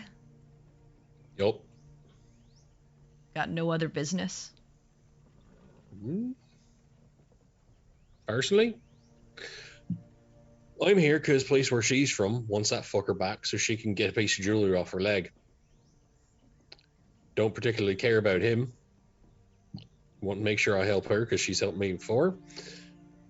And I'd like to make sure he gets what's coming to him. Now, I've tried not But to you got involve no myself in places to this. be? Well, I mean, if your passage fees are, a bit less than 20,000 gold, I might be interested in booking passage somewhere myself, but that's for a bit of a later time. I don't know if you happen to be going down to like Pressdale again at some point in the future. I also have to confer with people as to whether or not they want to go there after this is finished. Also, Back to Pressdale, huh? yeah, Thought I live you might want to nearby. go somewhere else, but Give me a bit, son. And he turns back to Damien, and he's like, well, it seems like these guys don't really have the coin to stop your passage, so I guess I'm gonna have to allow you on the ship. And at that point, you watch as a flash of purple energy appears, and a contingent of 8 heavily armed guards. Oh shit. Damn. 6 heavily armed guards alongside Cade and Ileana flash into existence right on the deck of the ship, and they fan out, and Scott, the captain, just goes, whoa, what the hell is going on? And you see him like put his hand on his gun and grab his rapier, and you watch him fling the rapier into the air, and it starts to spin as it dances in the air. And Cade just turns to him. Captain, this is a Trillian business. You will be well compensated beyond what you have been given from this individual, but he is now within our custody. And you just see Scott like step back a bit, and you see Damien turn to you and smile. Well, it seems you have learned.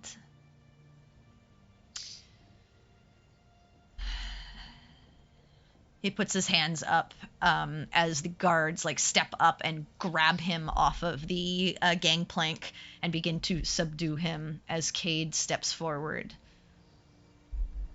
It is good work that you have managed to capture Damien.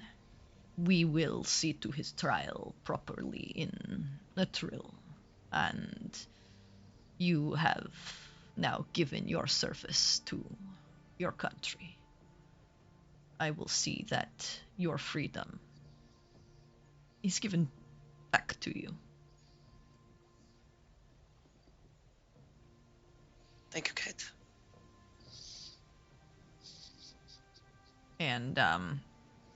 And he turns to Ileana, and he like swings his head, and you see her step over and smile. Well,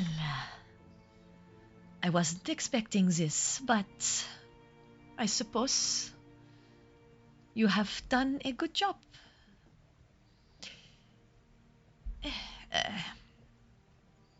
You are free.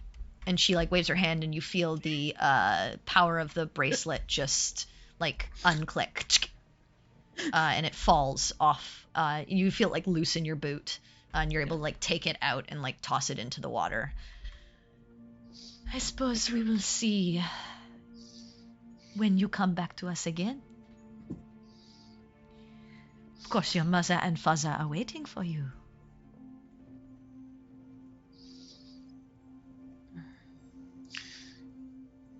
I don't plan to be gone as long as this time. Let's And I look hope forward. not, hmm? And I look forward to getting to know you a little better as well. Oh, we shall see if that happens. I am a little choosy with my friends, but you have done good work here today. Thank you. At least you've gotten Cade out of hot water. And she turns around and steps over, grabbing Damien, and looks at him, and she says, it is too bad. You could be useful in so many different ways, but a orator without his tongue is not much use to anyone. And she sort of slaps him on the face and says, Kid, we cannot stay here all day. We're not our welcome with the captain. And he just nods and he says, good work, Oriana. I hope to see you back in Riverine at some point. Thank you. And dinner when we get back? I will be waiting. And he bows to all of you and to the captain, steps back with the guards, and you watch Ileana weave an incantation, and they wink out of existence. The captain steps back up, and he's like, okay, what the hell? War criminal retrieval. Yeah. Sorry. My apologies, Captain. It's okay. I know I'll get paid. I didn't know you were working with the way high ups of the Atrillian government, though. It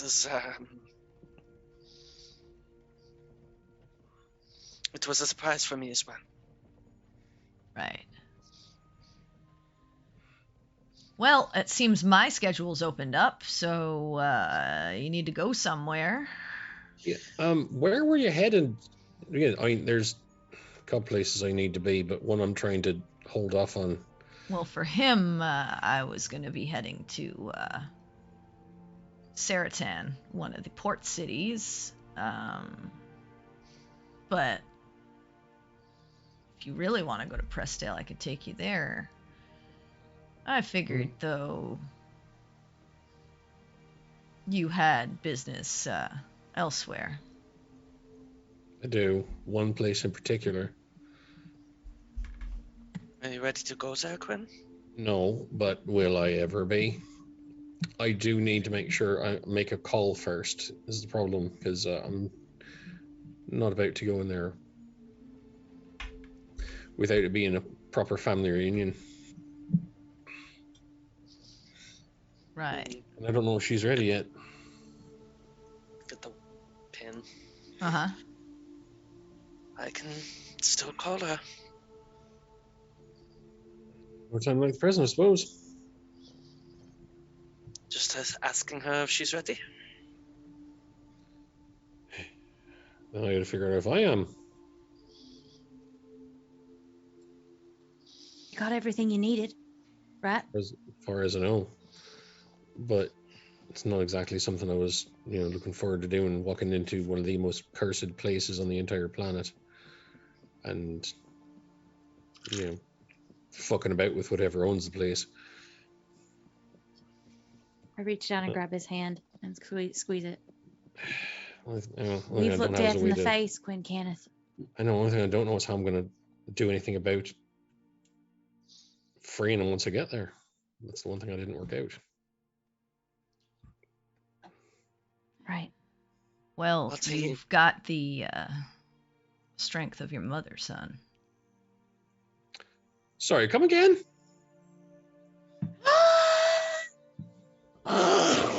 You watch as the captain, there's like a shimmer, and this like glamour fades, and you see elven ears on the face of a slightly younger man.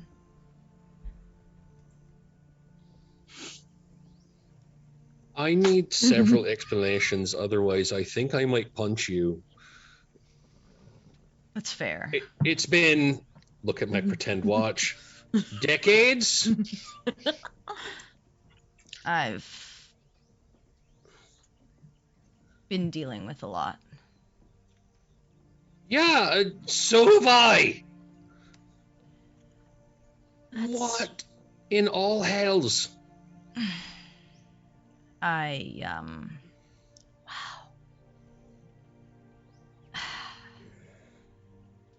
I loved your mother. I still love her to this day. But when I found myself in your village, I was down on my luck. It was a refuge. I wasn't even expecting to stay there. I was a captain of a ship who had gotten myself in way over my head. And I was simply looking for a place to lay low. And I did, for a while. Then I met Genevieve. And she was more than anything I had ever thought I would experience. Your mother is probably the best thing that's ever happened to me.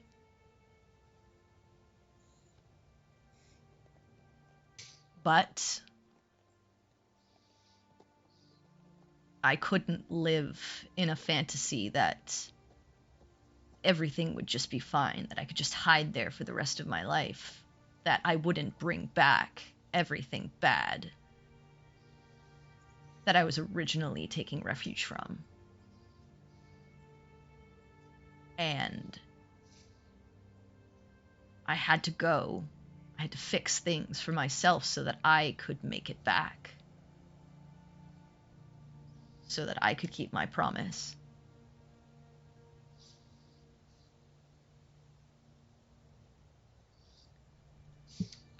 And I came back when you were younger. You don't remember most of it. A couple of times to see your mother, to check in on you.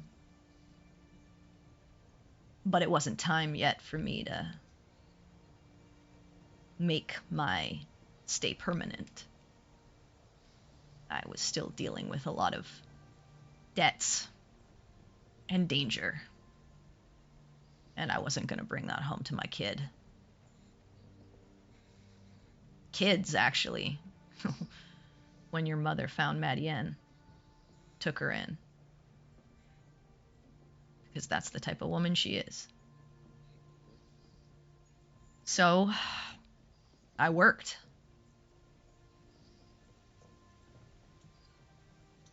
And then the reaping. And I had failed to be there.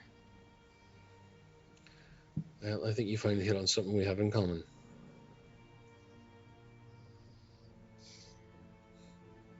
So when you showed up in Prestdale, looking lost, it wasn't time to tell you anything. I think it would have been worse, to be honest, and I wasn't in any state to be a father. I'm sorry. But I made sure that you got passage, that you were safe, that you could eventually meet up with your sister. I'm not the perfect man, and honestly, Quinn, I don't even know if I could be a father. And that's on you to decide. I'm not here to beg your forgiveness or to tell you that I've been on some noble quest. or that I don't do some things that are very gray area a lot of times. But though I may not be able to step into that role, perhaps I can at least help you. And maybe we can try to be friends. We can see. I do not know how to feel about any of this. Well, you don't need to say anything, but if you have somewhere to go and you have pressing business,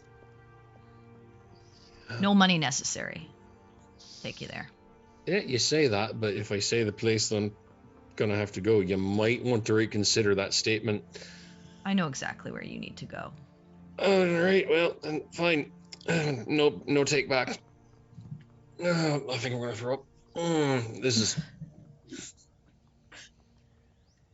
is gonna be fun.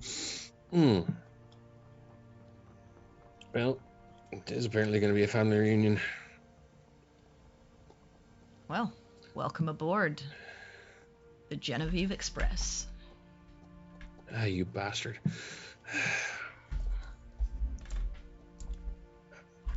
And just look at her. I need you to phone a friend.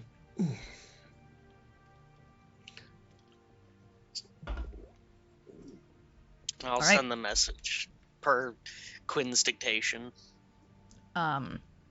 You hear back from Marianne that they are waiting on an island that they've been making excursions in but haven't been able to get the complete way through. Okay. And they will wait for you to join them.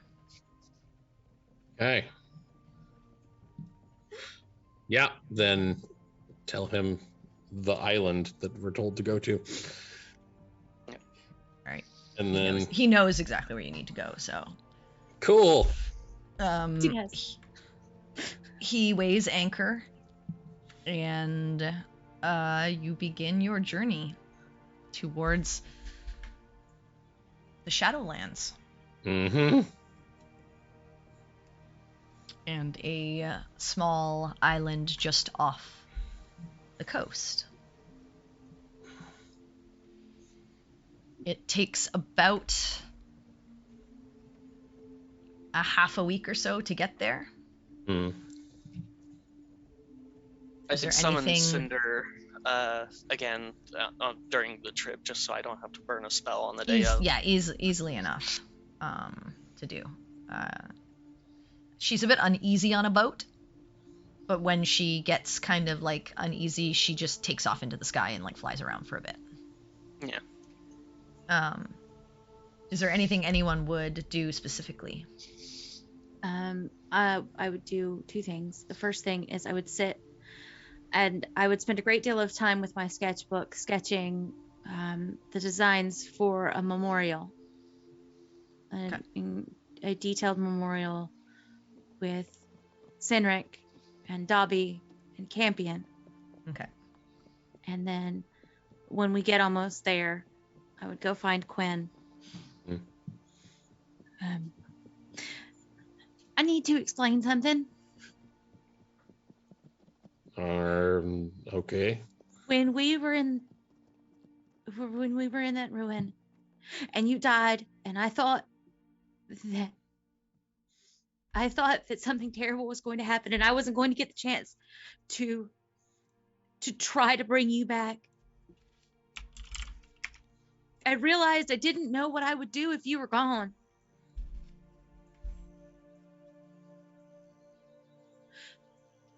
I realized that I didn't know what to do in a world that you weren't in anymore. And if I don't tell you now and something terrible happens, then I will regret it.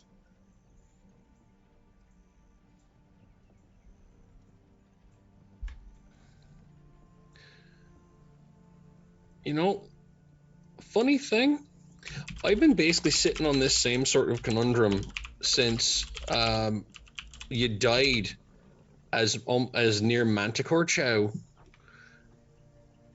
and then the thing that during that trial I had to go through that I saw. One of the things was you being dead and me being able to do one thing to try to save you at the cost of who knows what. And the results of that would have been essentially where we're going. And it was the toughest thing I ever had to do, to choose to not do that. To have to accept, even for a moment, that there would be a world in which you did not exist any longer.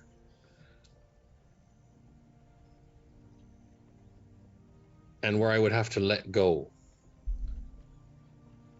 And I did not want to live in that world. And I still don't.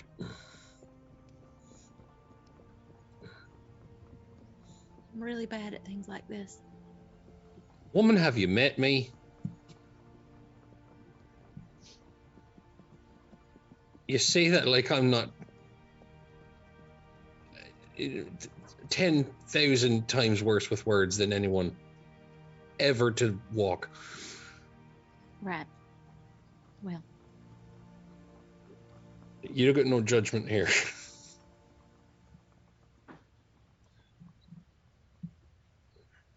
I just didn't know how to say it back there.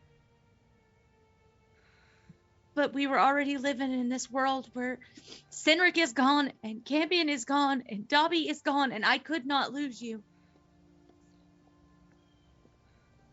And I finally think I figured that out.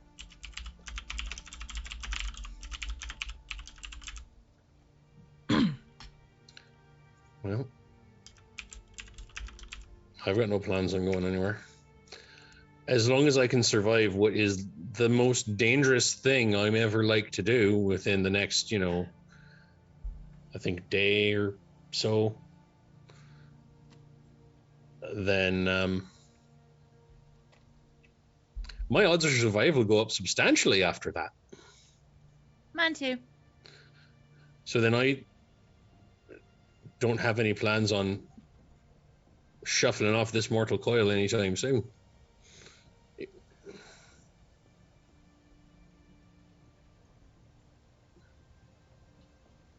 Good.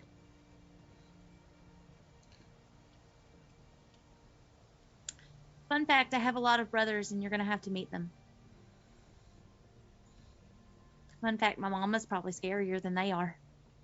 Fun fact, my sister's scarier than any of them. And apparently my father's some sort of strange pirate. So... yeah. Holidays would be fun. Well.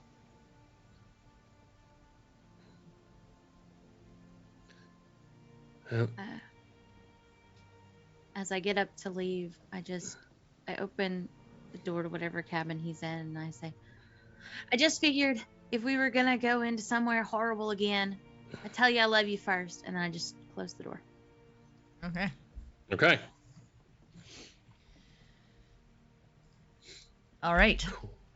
Well, you guys are traveling towards where you're traveling.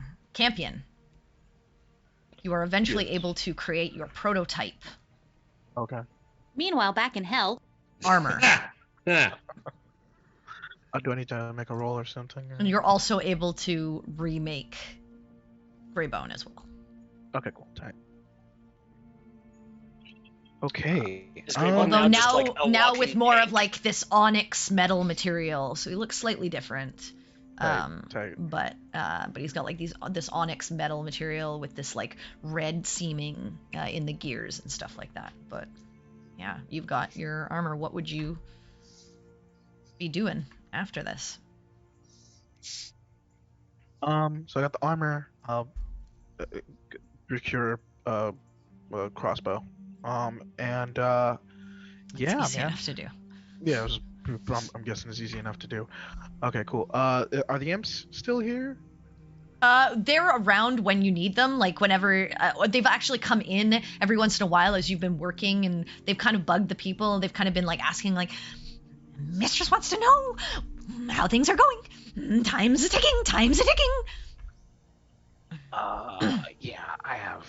I mean, I pretty much have all I really need at this point. So, okay. I need to look for Alex's last location, correct? Or does she already know? You will talk to Mistress. Come. So eventually they lead you back, and this time where they lead you into a bath chamber, where you see lounging in a tub covered by bubbles, so you don't really see anything. But is the same individual. Oh, Campion. So, you're finished, and now you are going to deal with this? Yes. Great. Okay, well, we are gonna send you where you need to be, okay? Oh, okay. Great. Okay. So, we'll send you there, and then once you take care of business, we'll we'll know. Don't worry. I'll know when he's dealt with, because he'll get kind of like sent back here, and then he'll have to like reform. But you take care of him, you get everything all done, and then everything should just be fine. Okay. Last time I hurt him, I was hurting myself. No, that won't happen, because you're already dead, and now you're like bound here. So that's all done. Okay. So yeah, feel free to like do whatever you do, like shoot him or like whatever. Okay. Is he alone? Is he alone? I'm confused. I mean, probably not. He's probably got like people around him. He's not stupid. So like you might have to deal with those people, but you'll be fine. Like I said, you can't die either. So like if he like blows you up or something, you'll come back here and then you'll try again. Try again. That's like the motto, right? I mean, well, that's actually the definition of insanity. Like literally. No, insanity is trying something and expecting different results a second time. Yeah. But like, if you're gonna try again, you try it in a different way. By the way, I recommend you don't like go in it alone. Are you dumb? I told you, I thought you were so smart. Come on, Campion. Well, yes. Okay, look, I'm having a no. This is supposed to be relaxing bubble time, and you are stressing me out. So right now, my complexion needs to say very good. Okay, so what you're gonna do is you're gonna follow Oodles and Toodles. They'll take you to where you need to go. You will be sent to where you need to be, and then you'll handle things. Okay? Okay. Yeah. Perfect. Okay. Great. Go. And they like flap, and they're like, oh, come, we show you. And eventually you are led off down one of the many corridors as you become familiar with this sort of palatial structure. But one of the corridors that you've not been down before, and eventually find yourself in this room with this sort of circle, and you see these robed individuals, and they ask you to, I assume you're taking your prototype armor with you in Greybone. Yeah, I will. They ask you to step up into the circle. Okay, he does that. Okay. And they begin chanting, and you watch as like the runes in the circle begin to glow, and eventually you feel that tugging, and you are whisked away. And for a moment, all you see is a plethora of stars and galaxies, and just the infinite expanse of the cosmos before you are whisked back and pulled through to reality, and you find yourself slammed on the edge of a beach and a dock as you watch a ship coming in to moor. As the rest of the group finds themselves on this island, and you dock, and you watch the gangplank fall over, and as you're stepping out of this ship onto this port, you Peregrine, you notice strangely like a big lump of metal with an individual kind of like pouring over it, and a dog, like a robot dog structure, just off to the side a little bit. Very strange, but you notice it first before anyone else. Perry doesn't think. She just starts moving closer and closer, and the minute that she realizes what she's seeing, breakneck speed, runs toward him and practically tackles him. Okay, you hear this, Campion, and turn around, and the one thing you do notice, Peregrine, are these two sort of like ivory horns sticking out of Campion's like just the top of his forehead, and when he looks at you, not the goat eyes that you had seen, but he has bright red irises inside of black eyes as he looks at you. But you tackle him, Campion. You are tackled by Peregrine, and you have Greybone kind of going around you, kind of like butting at your head. And yeah, it's Campion. It's a little different, but there with a giant suit of like metal armor that's like gears and moving parts. I have a lot of questions and not a lot of time for answers, but oh my gosh, I'm so happy to see you, Campion. Well, hello there. Peregrine, you probably Wait. shouldn't want to. Oriana runs down as well. How do we know it's him? Wait. Would you like a cup of tea? Campion looks at Quinn and is just like, what? Answer the question. You know I don't like tea. Why would you offer me tea? I just got here. I don't have time for your ridiculousness. I hug him, because that is proof that he is actually real. You get smothered in a group hug, and eventually Baltaim joins in and hugs along with you.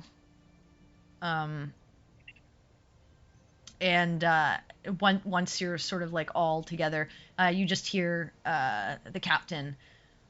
That's as far as I go on this journey. I'm Captain. I'll be here to take you back, but I'm gonna head into the village and chill.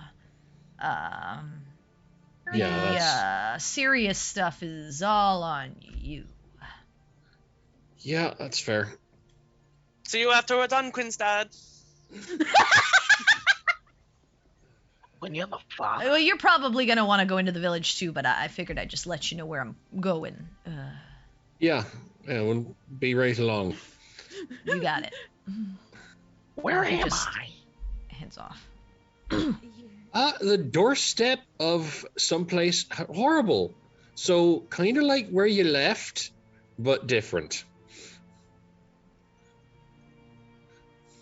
I see you copied my look. What? Oh, you mean the horn things? Yeah, I died. Oriana. We're very aware. Yeah, Campion. we Humor's how saw. I cope. Yeah. Oh, and now I'll reach into my pocket and I'll pull out the glasses. Oh, I was looking for these.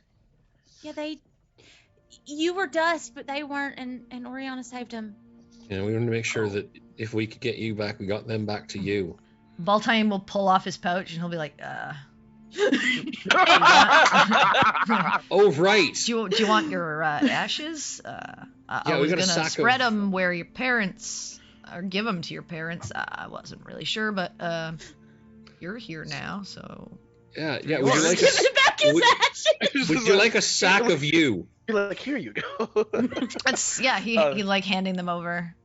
At this point, he's Yeah, got like a jar that he's Yeah. put them in, not just a pouch, but Campion just grabs them and he's just like, and he just like sniffs the ashes. don't lick it. Please. Please Not- no. It, Smells like Considered a cannibalism. dead, burnt person. Okay. I'll worry about this later. And he just, shoves it Okay. into his bag. Yes. So, I'm working for Asmodeus' daughter now. Right? Yeah. Okay. So she's at the whole soul bond thing going. Yeah. My parents were worried that I was gonna die. My biological parents, not my adoptive ones. Yeah, they thought I was gonna die, so they made a deal with the devil, and the devil didn't like another devil, which was Malik, because he wasn't doing his job correctly, and then he got demoted, and then she took his job, and he wanted it back. So then I think he tried to kill her, and it's not working. And then he teamed up with some kind of outwardly being, which I actually think is probably the serpent that was in that prophecy thing. Hmm. well, here we In the are, snow. full circle. Yeah. But he's collecting souls, and it's like 1,000 souls that he's killed. That was the number. The number was the souls, and he was killing people to add to the Huh. number. And I think it's a soul sacrifice situation. Mm-hmm. Right. So, I need to destroy his corporeal body so that he returns. And then I get to make cool inventions for the rest of my life. Okay. Right. I've seen and I mean, look done at the some armor. weirder. And Greybone, this is made of a very hard, kind of malleable material. I call it titanium. Okay. You know what? I've seen and done weirder things than what's happening right now. Have we? Yes. Carry on. That dragon fell to pieces after it died. Mhm. Literal pieces. I retract my statement. Carry on. I have many questions about how come you're not dead, but I am mostly. dead. Oh. I am dead. Okay. I'm here, but I'm not. Oh, Like physical. Quinn, your mark Hmm. burns. Yeah, I imagined it would. Yeah. I'm not Okay. like really here. So you now don't belong here. You're just here to do a job. Yes. Okay, that's a lot. All right. I got a quick errand to run, but if you're telling me that your whole big to-do is to punch that big red fucker in the face until he falls over dead, That's not gonna hurt you, is it? Just I out of know. curiosity. Yeah, no, because I'm already dead. all right, I can get behind that. Okay, cool. All right. So you guys start heading into the village. Yes. After a short trek, you come upon it. And it quickly dawns on you that this is the site of the Ursiar Oshidin, the guardians of the barrier between the mists of the Shadowlands and the wider world. And they have been protecting as best as they can for as long as they can, trying to prevent as many reapings as they can. They go in when they can. They have lost many members to this phenomena, Mhm. but they do what they can, and they cleanse what they can. Mhm. Although it's growing stronger and branching out more often. You meet up with Madienne, and she explains their excursions inward have gotten them about halfway, but they keep getting sort of pushed back just because there's too much, and it takes a toll on you of being in there longer than a certain period. So they've had to constantly come back. You notice that her forces are much less than what she left with. Mm-hmm. But eventually you all settle, convene, and decide to head in together. Quinn, you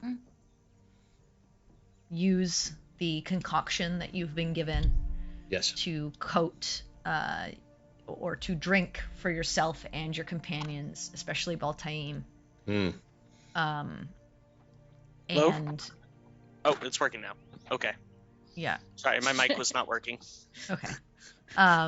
But you Yeah, wait for the moment. Thanks. yeah, you eventually take a smaller vessel that takes you across, and as you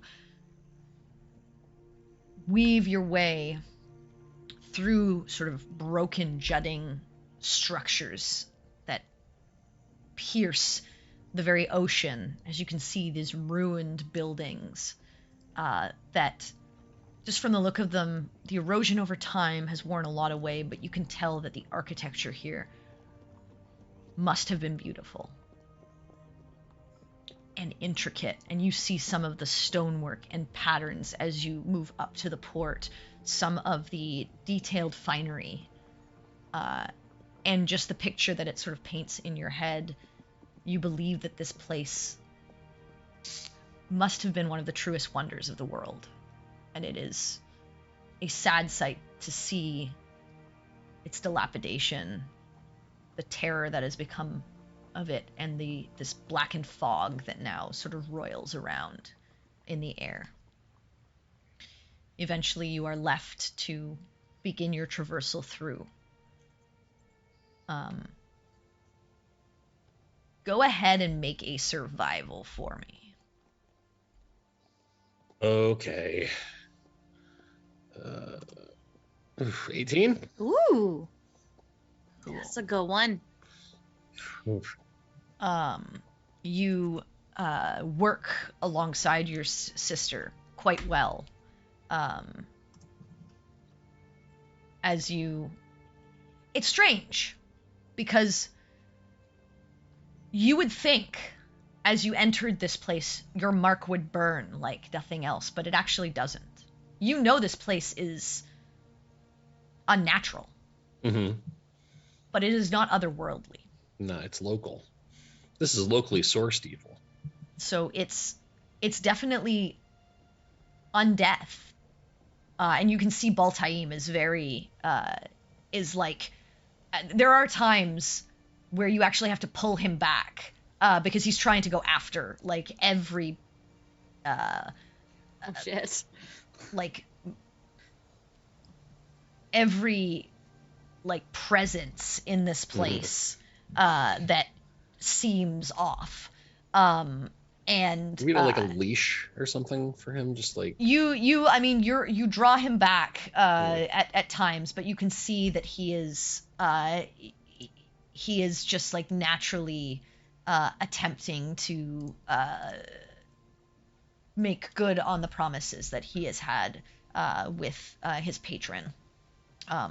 But eventually you can see that he eases a little bit, as if he is kind of given the guidance that, like, this is not for him to cleanse all by himself, and it will not work.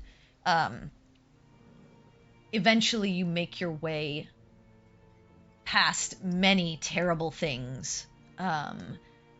You lose a couple of more of Madienne's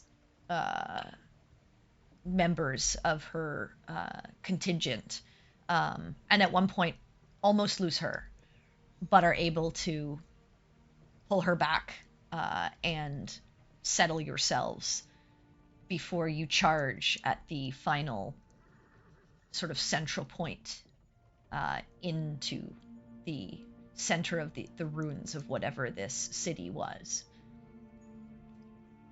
And a guardian stands there to prevent you. It is a tough and grueling battle. but and you are losing. But you notice at the center is this swirling sort of pool of water that shifts and changes from black to gold to green to white, as you are facing this entity. And you know that that was originally the spring of life. And as you fight this entity, it is pushing you back. But you have this in front of you. What would you like to do?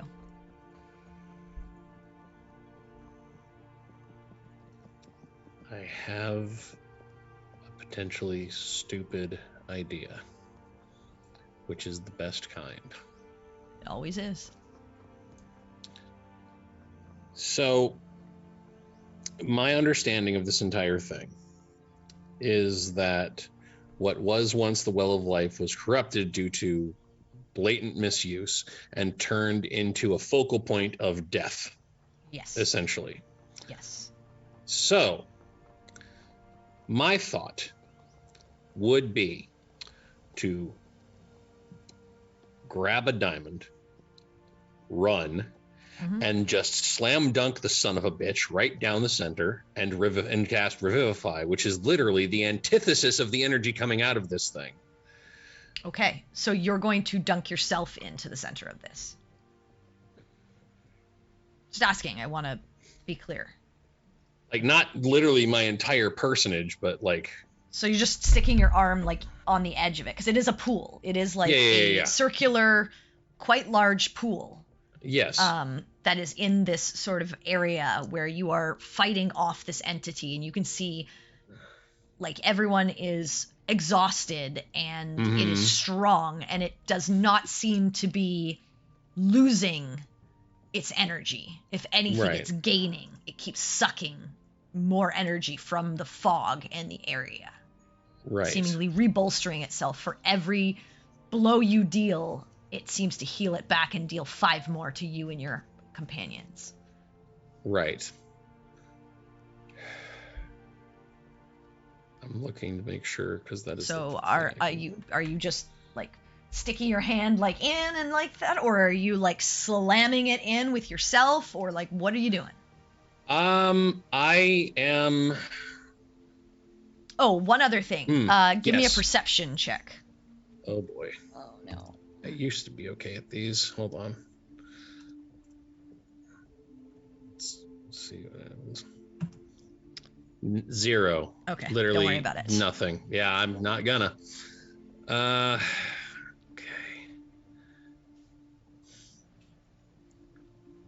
But I mean,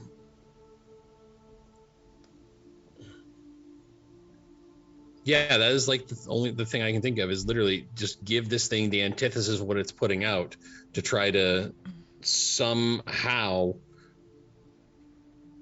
So that's what I'm saying. Are you like taking a running leap and then like diving in and like slamming the diamond in? I would be basically getting like running up the whole thing as fast as I can, get as close as I can, and just basically do the thing that his mother did, is just be too fucking stubborn to let death win one day, and then just like jam a diamond down in that thing and just pump as much mag as I can into it at one time. Just try to do something. Okay, so you're just going on the edge, and you're just gonna kneel down and slam. Okay, all right. Yeah, I'm not gonna try and jump in there, because the last time someone took a swim in that, the place broke. Yep. That's fine. Okay, so you go and you attempt to slam the diamond that you have in there and cast Revivify. Go ahead and make a spell casting, just like your D20 plus your spell casting modifier, which is charisma, so +5, I think. Can That's fine. Oriana inspire him for that? No. All right, let's see what happens. 25. Holy shit! Shit! All right. Oh, nat 20. You slam the diamond in, and you call upon everything that you know to cleanse this. And you feel the power go through you, and you feel the diamond shatter. And you see this like blaze of sort of like purplish energy, and then this swirl, and you can almost see some of the blackness sort of abate for a minute, and it feels like it's working, and you feel this presence grab your wrist, and the rest of you watch as Quinn is tugged into the pool, out of sight. Oh, fun. I make a break for it. You do, but you are also dealing with this entity which swings out a chain and grabs you, and you are desperately trying to get to him, but you are also dealing with something else. Quinn, Yo. you feel yourself floating in nothingness for a moment. It's just flashes of gold and silver light. And you think, I failed, I must be dead. It didn't work. This must be the end. If it is, it's peaceful at least. And as you're kind of sitting there, you watch solidifying out of sort of this white and gold and silver mist forms. Men, women, some younger, some older. And they start to take form of faces that you know. People from your village. The solidification of all the people that were there that day when you were out on the ocean and the reaping came for them. You see the Pimo, priest, Petron, the farmer, Aida, innkeeper, Islin, village healer, Millicent, even that asshole Riordan. Rick. They step up looking at you before they part, and a final figure walks forward in the mist, still formed from mist, but the image of your mother, Genevieve. Tall, broad, strong woman, her hair still braided, and you see her carrying a hammer, and you see actually all of them, staves, pitchforks, pikes. And as she steps forward, you finally showed up. Yes, ma'am. Took you a while. Yes, ma'am. Well, I ran into a bit of trouble. isn't that always how it is with you? This one was not my fault. Thank you very much. Oh, come now. I will accept blame for a lot of things, but I will not accept blame for a dark god marking my entire fucking soul and that of a bunch of people I met, and then having to travel the bloody world to try to sort that out before I could make it over to here to apparently swim in a cursed pool. And now this is what my life is.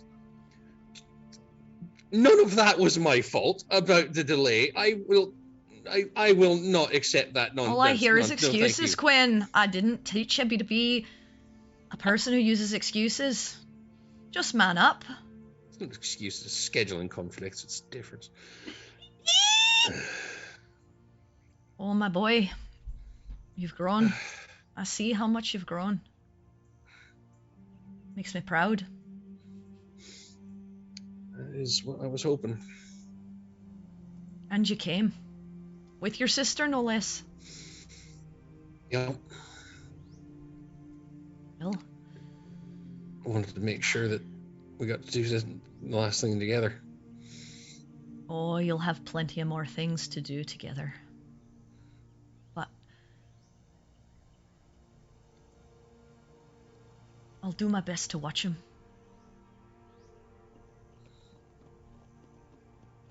You've done what you could, Quinn. Yeah, I know. But here's what I can promise you. The good that you've done here today. We were stuck, trapped. We were being used by the power of this place, unable to break free, hurting others. I never want to be hurting others. So thank you. For us now, we're not free, but we're free from that darkness.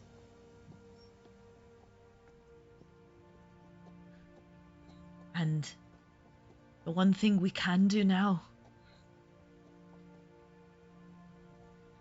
is do our best to fight back against this. You never want to go quietly.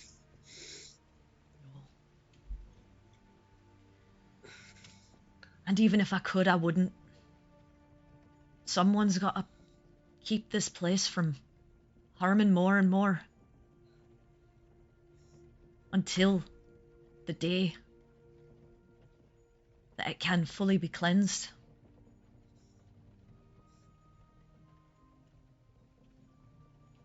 So, it's time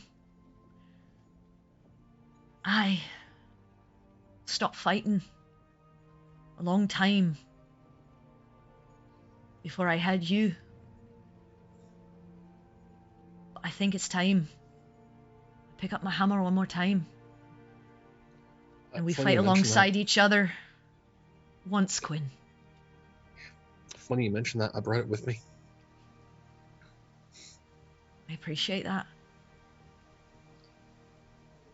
If I could find you, I wanted to give her back. Do you hand over Abigail? Oh, hell yeah. Thing's basically just like a decorative as you piece on the hand side it- of a warhorse. As you hand it, Genevieve comes and touches your face, and you can feel the touch, but it's like mist caressing your cheeks. She gives you a kiss on the forehead, and she puts her hand around yours as she touches the hammer, and as she grabs it, it feels like it's just gonna fall through her, but as you release it and she releases your hand, you watch as the hammer turns from solid into mist form as it becomes a part of her essence.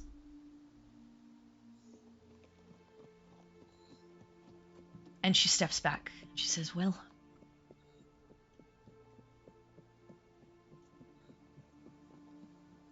let's give this place a kick in the balls. Yes, ma'am. And you do whatever you need to do, Quinn. But you live your life. None of this was your fault. It's not yours to be blamed for. And if anything, you've done more than any other man has ever done. Be proud. I know I am.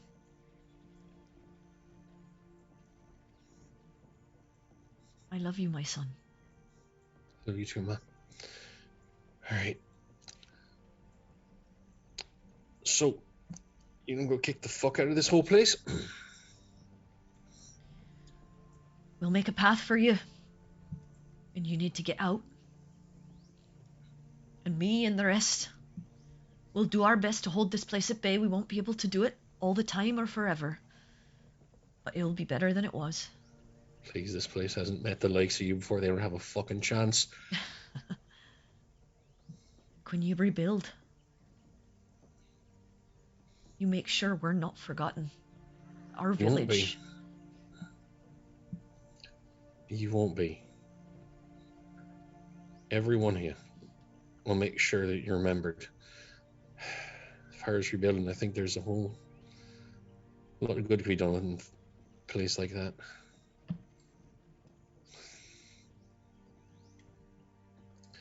Oh, so I met Dad.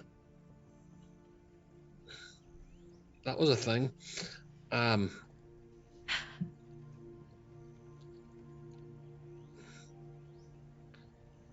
won't tell you how to have a relationship with him, but I will ask you to tell him I still love him. You'd appreciate that. Feels the same with you. I know.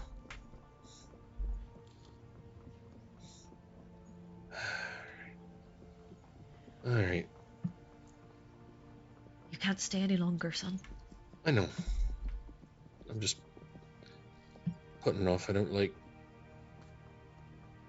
like ends. It's never an end. It's just a new beginning. All right. All right. Let's go, everyone. And with that, you feel yourself being whisked. And the rest of you, as you're losing and you're beaten and bloodied, and you can feel this entity sort of lording over you, ready to take the final blow, you watch as this white light sprouts from the center of that pool, and you see Quinn flung out, landing on the platform in front of you, and alongside him 20, 30 villagers rushing out to fight all of the encroaching mist and the beings that come out of it. And you watch this larger woman with the hammer that you remember Quinn originally carrying charge at this entity and slam at it as Quinn uses his divine magic to break the chains that are holding you all and allowing you to rally. And as your mother looks at you and your sister looks bewildered, you see her and you see Maddie and Genevieve exchange a look and a nod before you watch as a path begins to get carved through the black mist that had closed behind you for you to exit. And you see your mother just turn to you and she says, "You gotta go now, son. We've got this. Trust in us." Don't believe me. If there's one thing I believe in, it's you. I'll always be watching you. I promise. I love you. All right. I And love as you you too. And then dash and grab everyone, Campion firing his new armor guns and blasting things with these like arcane and fiery energy. As you're making your way, and it's like it's like running with the Hulkbuster. Yeah. You eventually break your way through this sort of maze of a city and find yourselves back at those docks, rushing back to the vessel that had been waiting for you from the Oshidin as they're casting their druidic magics to hold the mists at bay from the vessel. You all gather on as you watch that white light sort of engulf the black fog for a moment, pulling it back as it sort of tries to reach out for you. And you can feel as that blackened energy touches you, you can feel yourself almost wither at its touch, but it gets pulled away. And you watch as you are carried away along the tides of the water as those figures fight against these black, sort of armored, strange entities, some looking like shadowy creatures. And you watch as this battle continues until that window inside the fog sort of closes up and it solidifies, and you see that that blackened energy has turned a slight gray, signifying the ongoing battle between the souls that you have released that are attempting to fight back against its very nature and the darkness of whatever undeath keeps its hold on that place. Eventually, you find yourselves back to the shores of the island. Is there anything else you would like to do? Yeah, I find my sister. She's with you. Like, just get a moment with her. Just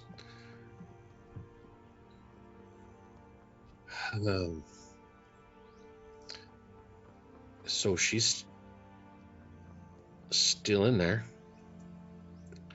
Being her badass self. Yep. Kicking the shit out of an entire cursed island. That would be Mum. Honestly, I don't really think I can figure out a more, like, just her thing to be doing. You know, just, of course that's how she winds up, you know? It's like, it sounds weird coming out of my mouth, but then you think about it, like, no, that actually makes total sense. She and the rest of them they're in there fighting because we could get to them and free them from the clutches of that place. You did it, Quinn. And I didn't do it alone. We got there together. I may have let her free, but I wouldn't have been able to walk up there by myself. No. But give yourself some credit, Quinn. Because of what happened there, there's a chance this place can maybe actually be purified one day.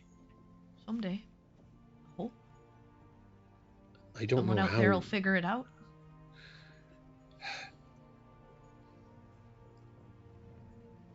But you've given hope to this place.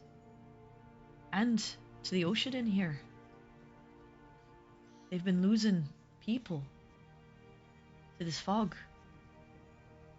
If Mum can help keep it back, even minutely, you're saving lives. Be proud of that. I am. It's nice that I was able to do the one thing I was hoping to be able to do ever since I left home. Give her the hammer back. It was never mine. I just held it. Now she's using it to bash whatever the fuck's in there. They have no idea what they're in for in there. Exactly.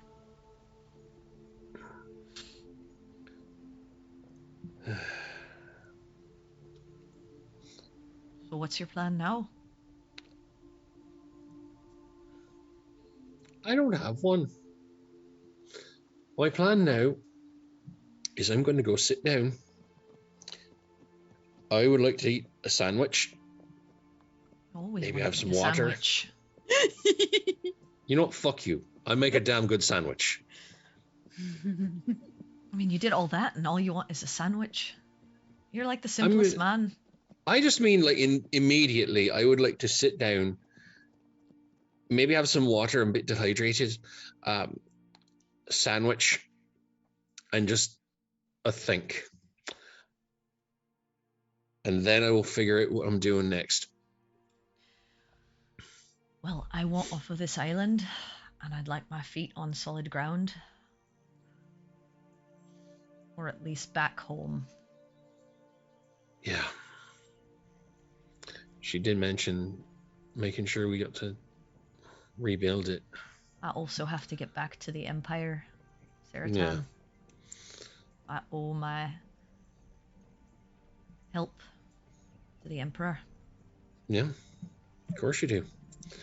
And I owe mine to people that came with me.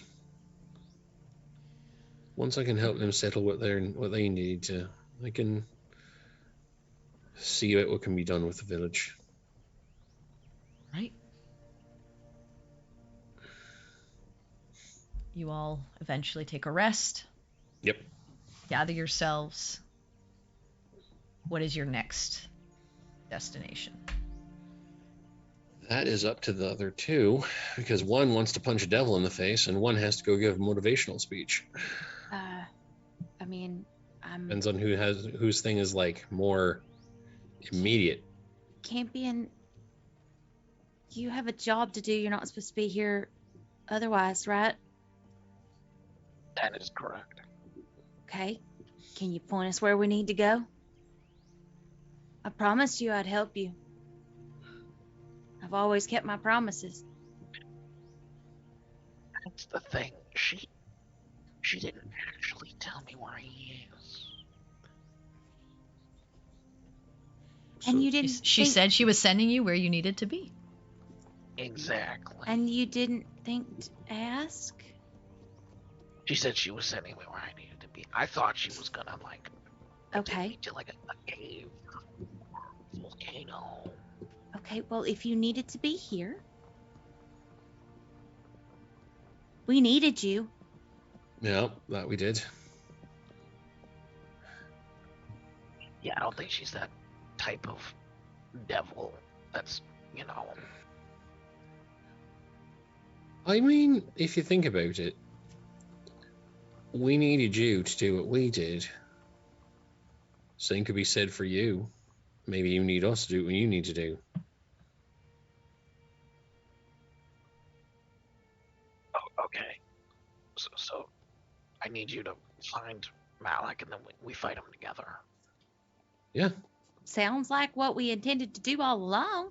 I mean, that was the original plan before you died and got the extreme makeover. That was the original plan. Okay. And now you're only mostly dead. I don't know how it works. Dead but standing here. Then I imagine that plan would go just back into action. We Alright. find wherever he is. We fuck him up real good. And this time you don't have to worry about killing you in the process, apparently.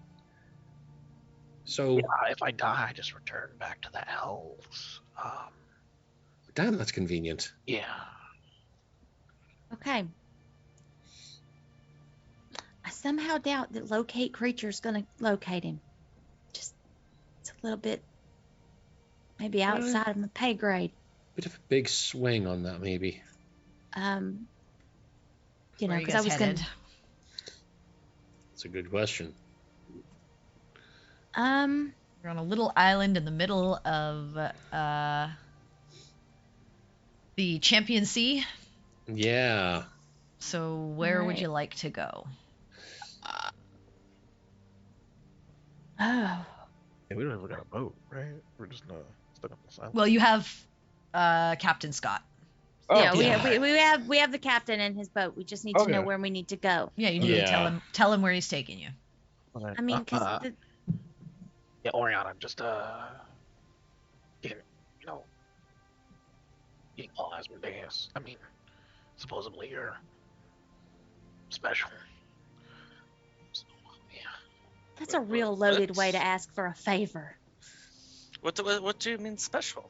I thought I was I don't know if just. she called you special. Asmodeus doesn't supposedly do favors for everyone, so yeah, he's grooming you. I don't know what that means. Shit. She did not say that. I mean, Whatever. Campion heard what you make- Campion I heard. know. You Yeah, make Kevin, over everything. here. You make everything sound so creepy. And I he wish seems I like a could creepy say. guy. Why was?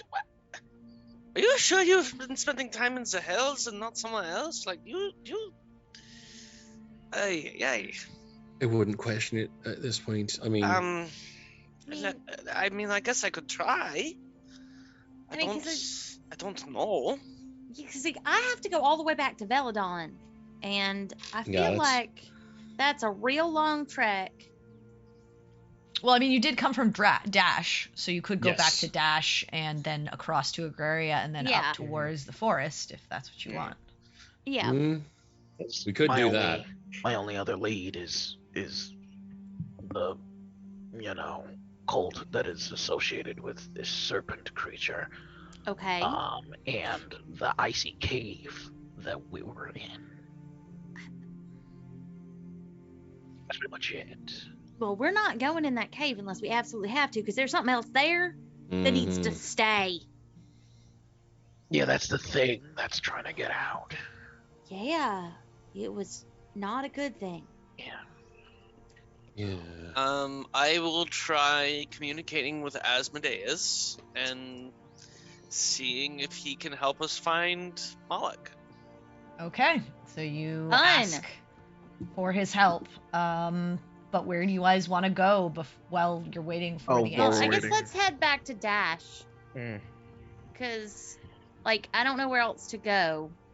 The city's Yeah. close. And Dash is the closest stop, and then we can go across to Agraria and through into Veladon. Because that's the only place we need to go. Yeah. Okay. So, yeah, we Um, go to Dash while she's okay. trying to get information. That sounds good. And then during the intervening time and during the trip over, I would find the captain Mm-hmm. and just does he still look like his captain self or his elf self? No, he's. I mean, yeah. To you, he's staying as an elf. Okay. You get the sense I just that wanted he to make sure. uses the human guys to keep people guessing, basically. Okay. Now let's go to wherever it is. Just do a thing where it's stand next to him, look off the rail of the ship, not even make eye contact, just be staring out at the waves. Mm-hmm. He does the same. Yeah. So am I. I figured. Beating the shit out of that place right now. That also sounds like her. One of the last things she said to me was that she still loves you. Well, that's And good wanted to make know. sure, and she wanted to make sure you did. I don't know what you and I are supposed to be to each other, because I've lived my entire life without anyone filling the role of a father except for my mother, and she did a damn fine job being both know parents she at the did. same time. So It's all on you, Quinn. I know at this point I don't think I need you to be my father, but I would not be against getting to know you. So then can we be friends? And he holds out his hand to shake. That depends. What do you have on this boat to drink? Pretty fine whiskey. Lead now. Let's go. He will lead you down into his captain's quarters and have a drink with you and sit and talk to you just about his life in general, Mm-hmm. who he was, before even he met your mother. A lot of the mercenary work that he did. He even got into piracy, got in with some wrong people, and you start to learn a little bit more about him over the days as you travel back to Dash. But eventually, you find yourself there. And would you have mentioned that you eventually want to go back home and rebuild, kind of?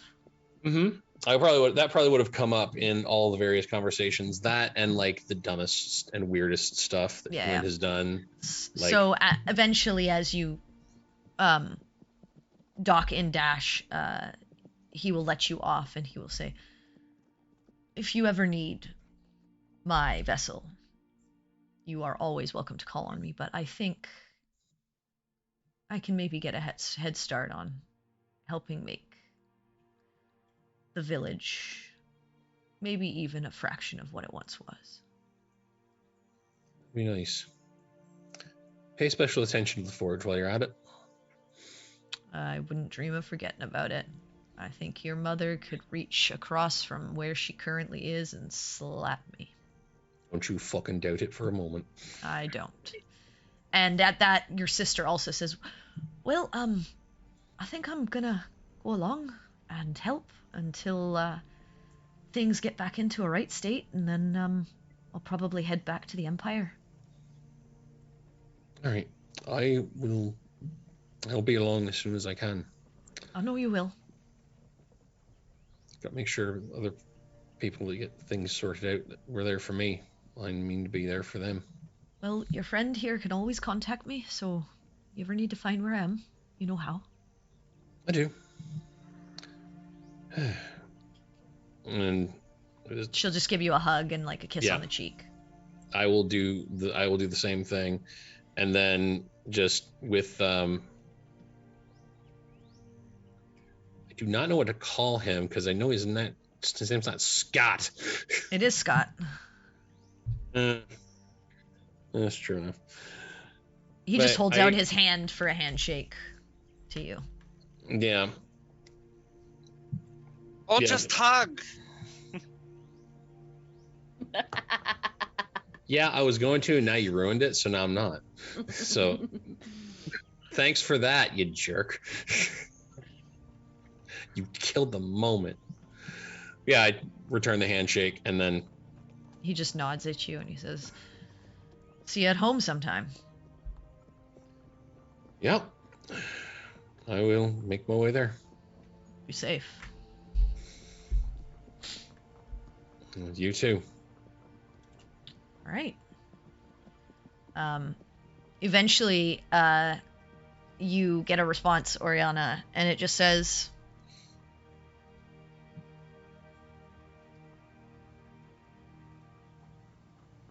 "You'll find him when you need to find him." Okay. Alrighty. Well, Peregrine, I know you've been putting it off, but I think it's this time. I don't know what you're talking about. I have not been at all putting off the fact that I need to talk to my people and tell them they need to leave the home they've done for their whole lives. Breathe. Sounds like someone is within denial. It's exactly what that sounds like. Yes. Well, I'm pretty sure she's not in denial. I'm pretty sure she's under denial. all right. I don't think it's a thing. No? I know you can be Oh, like- overwhelmed and you can be underwhelmed. Why isn't Can you everybody just- whelmed? Whelmed? I was debating using that with Glasgow because I was like, this would be perfect, but no. You Harry is definitely- currently feeling very whelmed in general Yeah. right now. Yeah. So, all right. Well, how would you guys like to visit another druid village? I mean, I feel like we've checked them all off so far. This is the only one left, isn't it? Not true. Oh, there's one more after that. That's right. Well, I mean, we'll have Yeah, to the get ice there one, I eventually, don't so, think you yeah. ever met. Nope. We No, never we met the didn't get ice around to it. ones.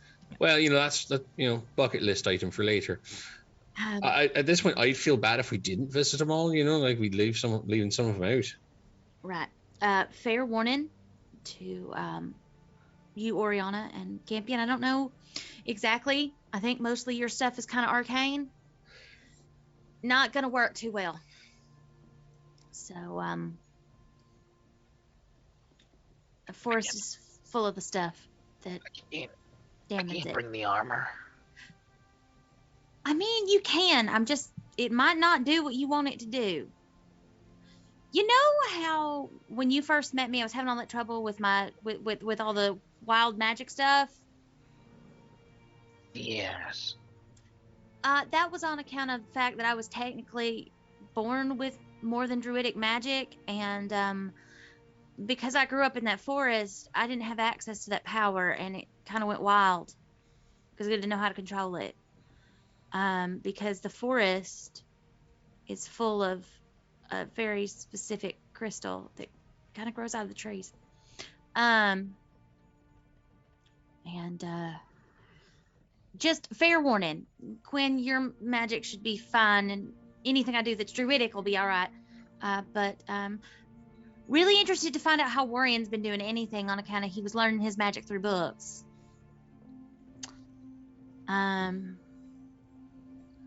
But he can cast Sending, so.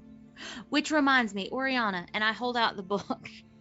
Can you do me a favor? I need a sending spell. I cast it into the book. Okay. All right. So, I'm gonna close the book for a minute and sit aside. So I have to convince them to leave. It is vital that they leave. I cannot take them far. I don't know how many are going to be sick when we get there. Right. They're stubborn and they're set in their ways. Stubborn.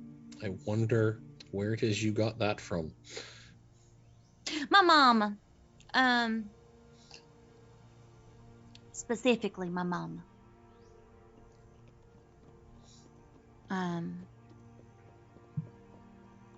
But I have to ask something that I don't know that they're going to want to do. And it's asking a hell of a lot. Understand? So, If there is one person who I believe is capable of this feat, it'd be you. You can move the world if you put your mind to it. well, let's see if I can move the forest ocean.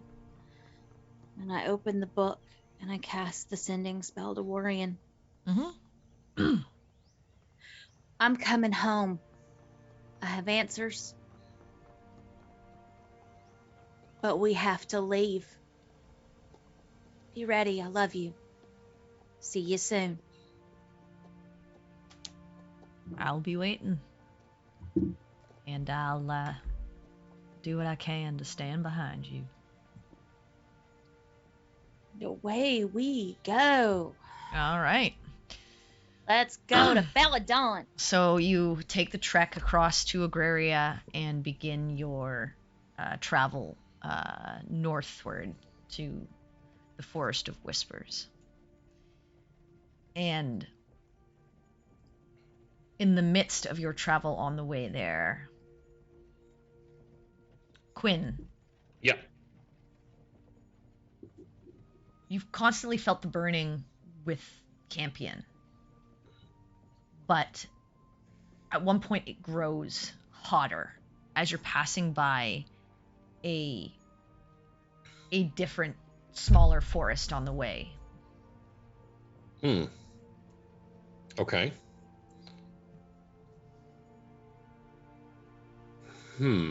Weird. I would get the group just to hold up for a second. Something's not right in there. And gesture towards where it's giving me fits. Let's go take a look. Okay. Here we go. All right. Are you just walking in? Are you going to try to be stealthy? What are you going to do? I don't think we can be stealthy. I mean, I can try to be stealthy. I can't succeed at being stealthy. That's the thing. I mean, I'll cast Pass Without a Trace and give us as much as we Okay, can. so you guys want to try a stealth check then? Yeah, sure, let's why try not? All it. right, Sure, why not? everyone Why the hell roll not? stealth for me.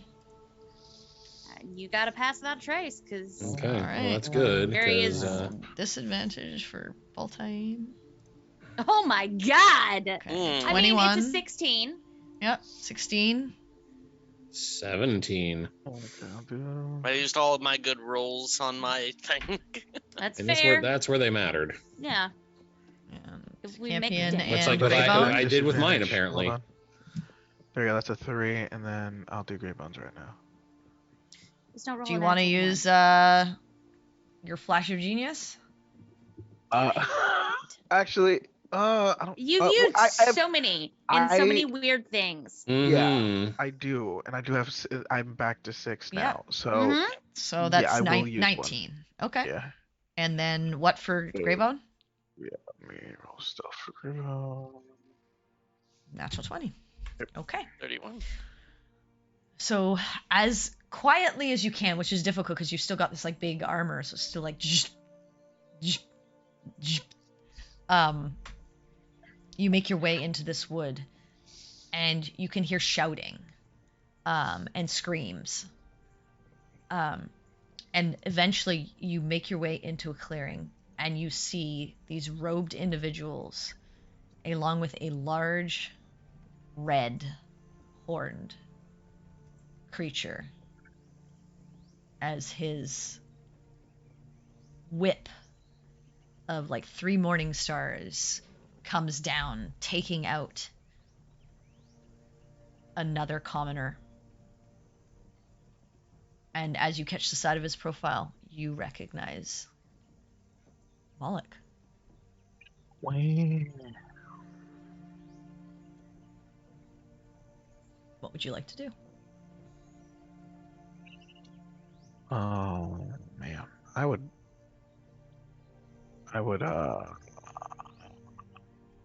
like to shoot him in the butt. In the Right butt? in the butt. In the butt. Right. No, I'm joking. I'd just like to shoot him. It's fine. You know, Okay. nowhere specific. All right, go ahead and just like make an attack roll for me. Okay, cool. With the Gatling With guns on your I'll say new with super advantage. robot. With advantage because he. Oh. Well, I'm just gonna have him make like a crossbow attack, but like with advantage, because he has not noticed you. Oh, yeah, cool. That's cool. Crossbow. What is that?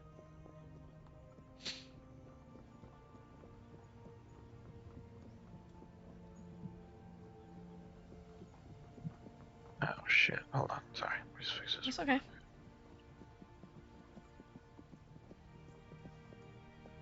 Fusions, man.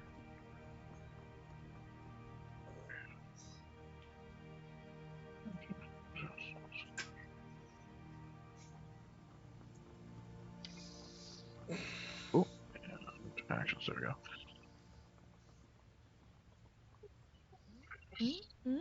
Damage. Boom. All right. So, you fire, Mhm. and as it fires, he manages to just move out of the way just to last, and that the blast of this like big fiery bolt slams into the tree behind him and cracks it.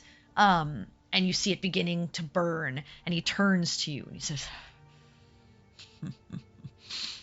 "Well, Mouse, it looks like you've managed to make it back. I suppose we'll have to finish things here."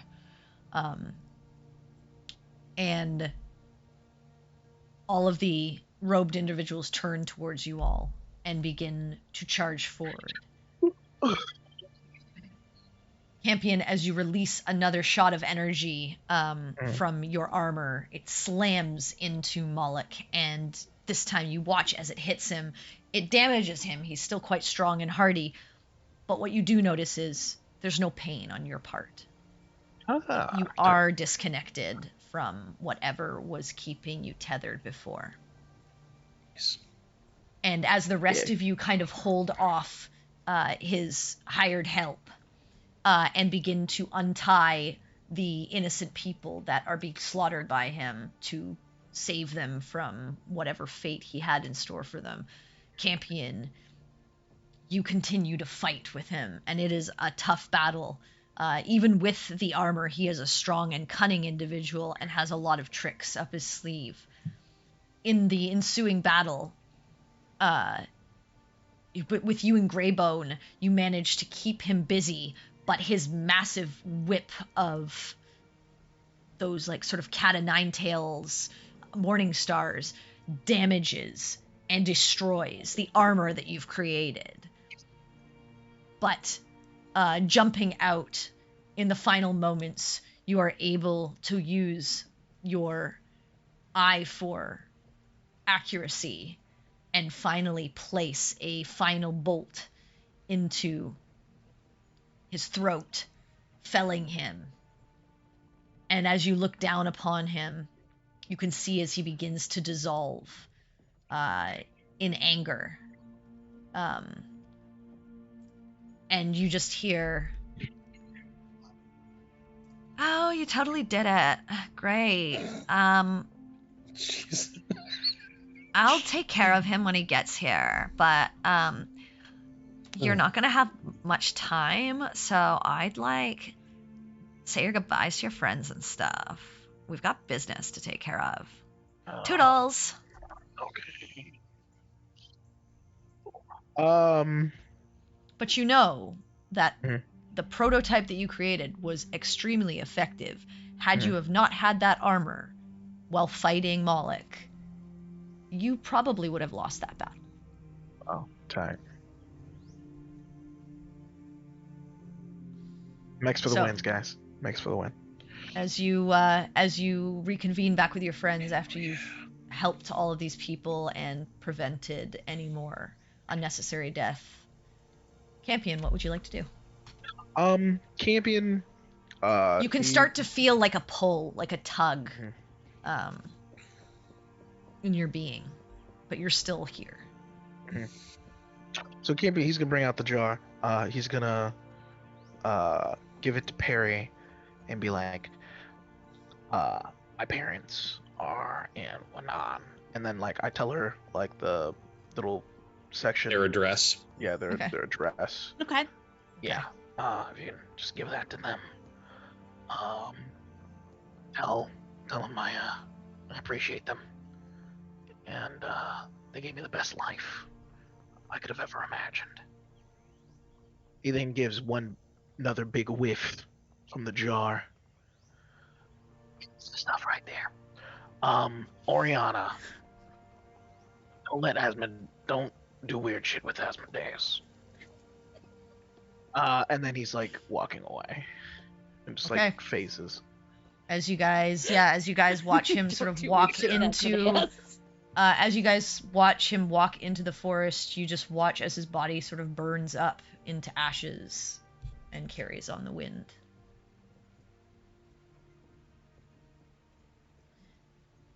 He was so fucking weird. And I will miss him. It's not fair. No, it's not. That was a dope as fuck exit.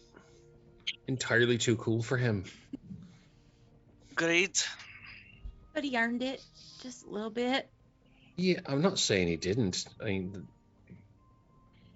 I'm just glad still. I'm just glad he's still out there, Yeah, we can all licking sidewalks. in hell. Licking sidewalks and building gigantic mechanized things in hell. All right. Again, I can't think of a more appropriate ending for him. It's like that's He's living his best afterlife. yeah. I put the ashes into the bag of holding for now. All right. You know, to make note of where he lived. All right. I got one more stop to make. Yep. You eventually all regather and head towards the Forest of Whispers, and as you get to the outskirts, you see, reading a book by a tree, your brother, Warian, and as he notices you, he stands, waves.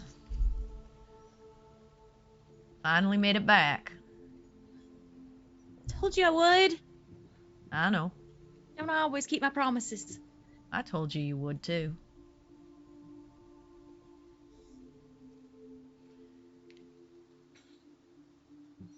I have missed you.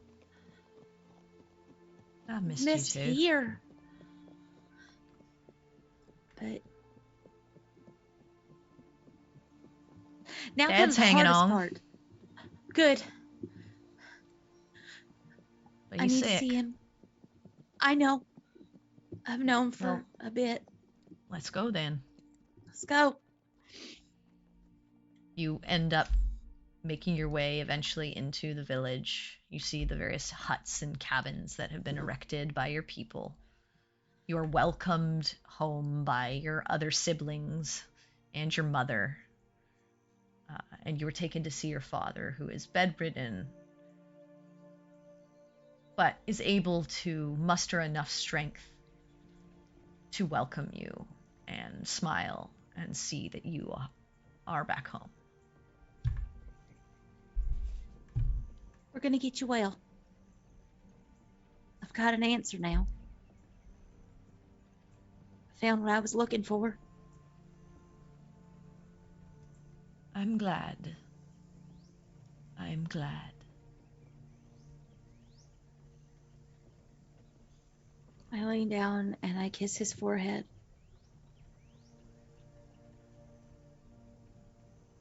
And You watch as he just closes his eyes and goes back into a sort of rest. and I turn to my brother. Now comes something I think might be harder than anything else I've ever faced. And man, when I tell you the things I have seen and the things that I have You've faced. seen aplenty. But And I now you step have out. to face Mom. Yeah, she's still mad. Probably not, but I'm sure whatever you have to say is not going to make her happier.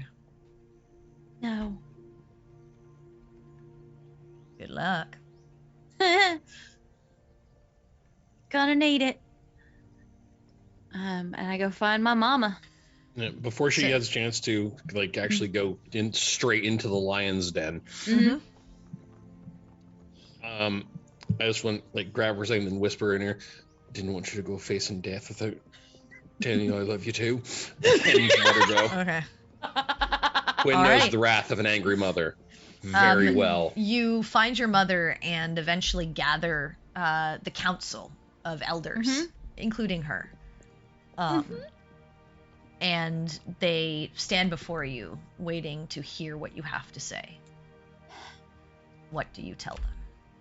I have traveled a long way, and I have seen a great deal, and I have spoken to gods and men in search of something, anything that could help our people. Because the answers are not here in this forest, in fact. And I know no one is going to want to hear this, but this forest is killing us.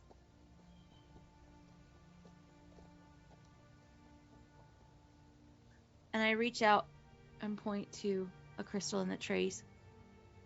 That is killing us. It suppresses all arcane, and I know that you know that, and I know more than I knew when I left. I know what it suppressed within me. And that suppression is how, and I don't know how well you're going to believe this, but I'm going to tell you the truth because that's what you taught me to do. The god of darkness himself was preying upon us. And he was able to do so because no arcane could protect us here. We have to leave. And I know that's asking a lot. I know that's asking too much. But it's what must be done. Because if we can leave, I have learned and I can help.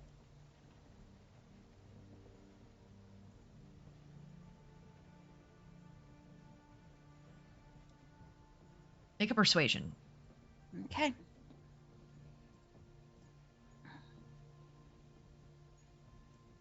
Mm-hmm. 17. All right. Your mother speaks up.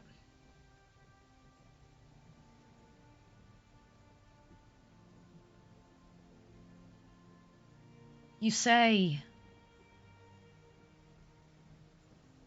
that the suppression of the arcane is what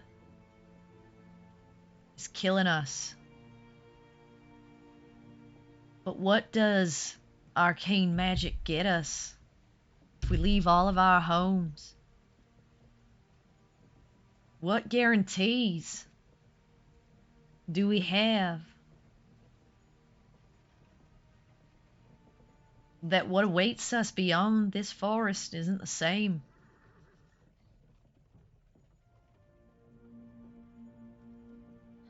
There are no guarantees in life, Mama. You and I both know that. But we have hidden for far too long. Far too long. I have seen our people defend in this world against darkness, against the worst kind of darkness that consumes all.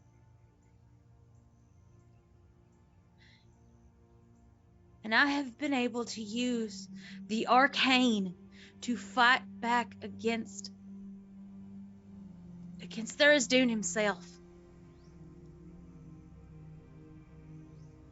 Against someone who wanted to bring him back, allow him to wreak havoc on this world. And there was a time when the Oshadin walked this world and protected it. And outside that forest is a world waiting for our protection. Where would you have us go? Well, first We have sick people dying. Where do you want us to move them to? For now, we can get outside the forest, just far enough that the crystals will no longer suppress the arcane. And from there, we decide where we go. The world needs us, Mama. It always did, and hiding here ain't done anybody a bit of good. You say the god of darkness, Tharizdun, preys on us. We leave this forest.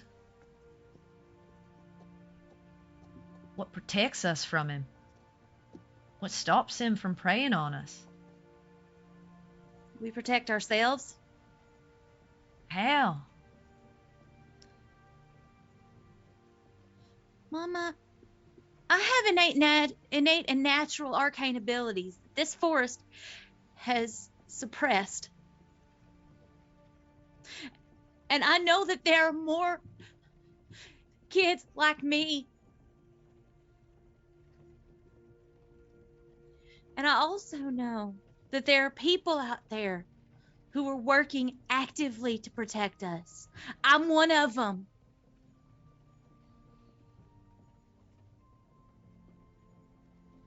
But we have to be strong enough and brave enough to protect ourselves. And to do so, we must leave the shelter and shade of this wood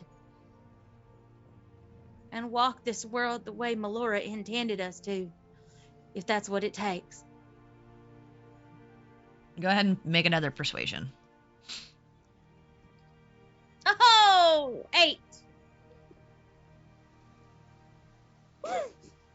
One of the other elders speaks up, a male elf. You wish us to leave everything we've known behind. You tell us to protect ourselves. But we've been trying to do just that. You say there are no guarantees, but there are no answers. You want us to move desperately ill people out of our forest to what? Stand in the fields and watch them wither away.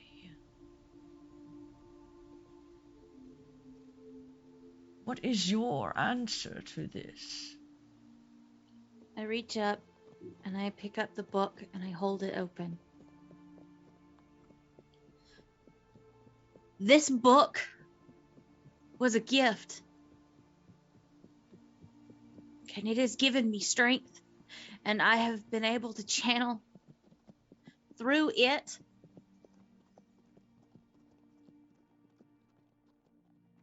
I have learned so much that I would not have learned here.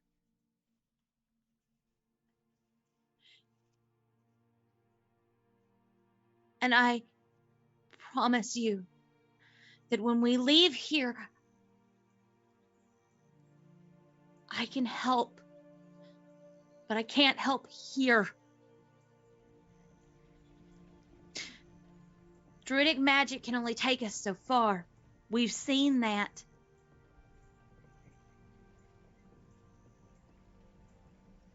divine magic can only do so much. The god of darkness defies those magics, but arcane magic stands a better chance, and I don't know why, and I can't explain it. I only know that there was wild magic within me that I learned to channel, and I can channel it into saving us. Please, let me save our people.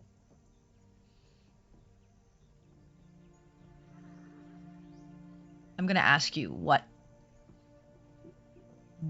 would you like to do to convince your elders? Can I do something to help her?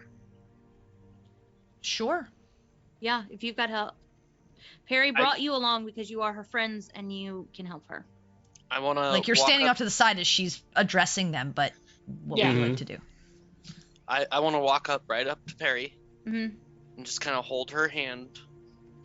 And as I'm holding her hand, you'll feel the small little dolphin totem. Right. And I'll just whisper to you, I believe in you. You've got this. And I would like to give her a bardic inspiration. Okay. Sure. So, all right. Just asking what exactly she wants to do in this moment.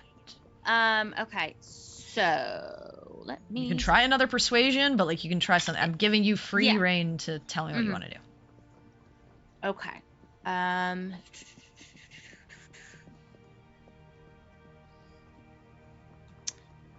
Okay. Because this is the part that I was concerned about because I don't know. Because I need to be able to show them something.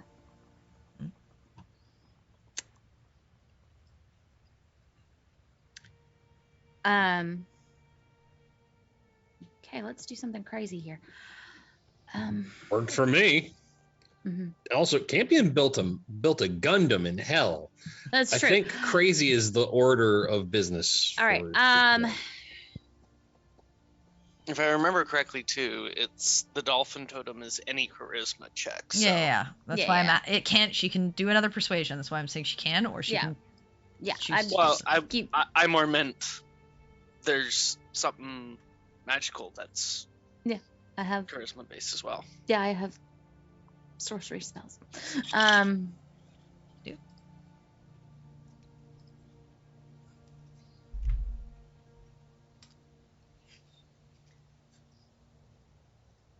Okay. I will. The first thing I'm going to do is I'm going to attempt, and I know that it's suppressed by. I'm going to attempt to summon my mage hand. Okay. You try to summon your mage hand. Nothing happens. Yep.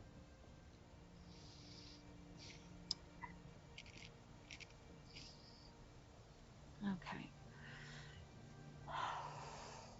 Because I knew what I was gonna say, but like the dice are the dice is the problem. That's less it. I want to see what you ultimately believe beyond just words, what Perry would do in this moment. Yeah. All right. There's one thing I always have prepared, and it doesn't really cure anything, but all right.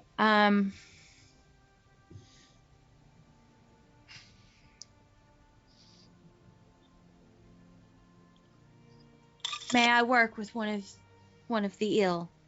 Not one of the desperately ill, someone who is recently ill. I want to show you something. I want to show you what the god of the arcane has given me. If you want to.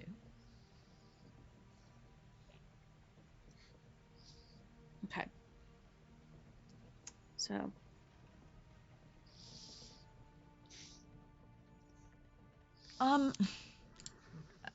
Make a Yeah, I'm make a history check for me. Yeah, okay. A 7. We're not doing well tonight. Do you want to use Bardic Inspiration? Yes, I'm going to use my Bardic Inspiration. It's a D10, right? Yeah, a D10. Okay, 14. 14. Okay. Because I know there's something. It's on the tip of my tongue, and I am drawing a blank. So. When Corlin talked to you about this, Mhm. he explained that in order for you and your people to be safe, Mhm.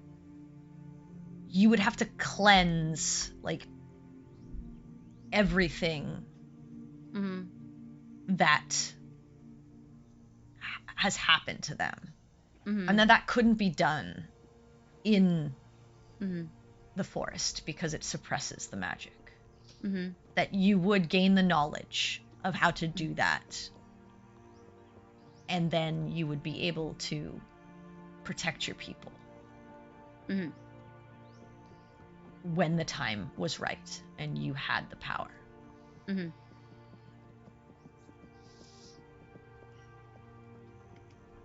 The difficulty is the forest still stands. And this is your people's home. Mhm. They've lived here for hundreds and hundreds and hundreds of years, maybe thousands. Yeah. And you are asking them to walk away from it all.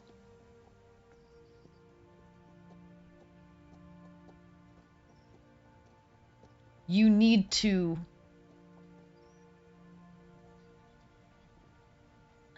give them I have to give no them other reason to- choice. Yep. This is the thing that I was like, do I do it? It is the maximum parry thing to do. I reach out and I fire a bright blue bolt of flame at one of the trees. Okay. I need you to make a spellcasting roll with your charisma. Okay. So it's D20 plus charisma. 3? 3. So. Can't you technically use the dolphin for it since it's technically a charisma check, or no? Sure. Okay. Yeah, that's good because that first roll would have been just you get a what, 7. plus, So is it advantage? Advantage, yeah. It's advantage. Okay. So I get to roll again with a need. So, oh my fucking god. Okay. That is a 7. Okay. You try and you feel a spark, Mm-hmm. but nothing happens.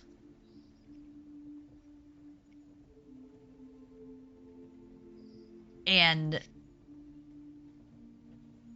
you're frustrated. What would you like to do? Okay. Is there in this like council area, is there a fire burning? No, not at this time. Okay. You know what? It's like it's like daytime right now, so this is not. I have blight prepared. I reach up and I press my hand into the tree, and Mhm. I just cast blight into it. Okay, you watch as the tree withers and dies, and your council like looks at you and is like, and you see the male member of your council, the older elf. You're killing a tree. Why? If you will not leave the forest, I will take the forest. And he places his hand on the ground and pumps energy into it, and you watch the tree regrow. Shit. I have to give them no choice. Are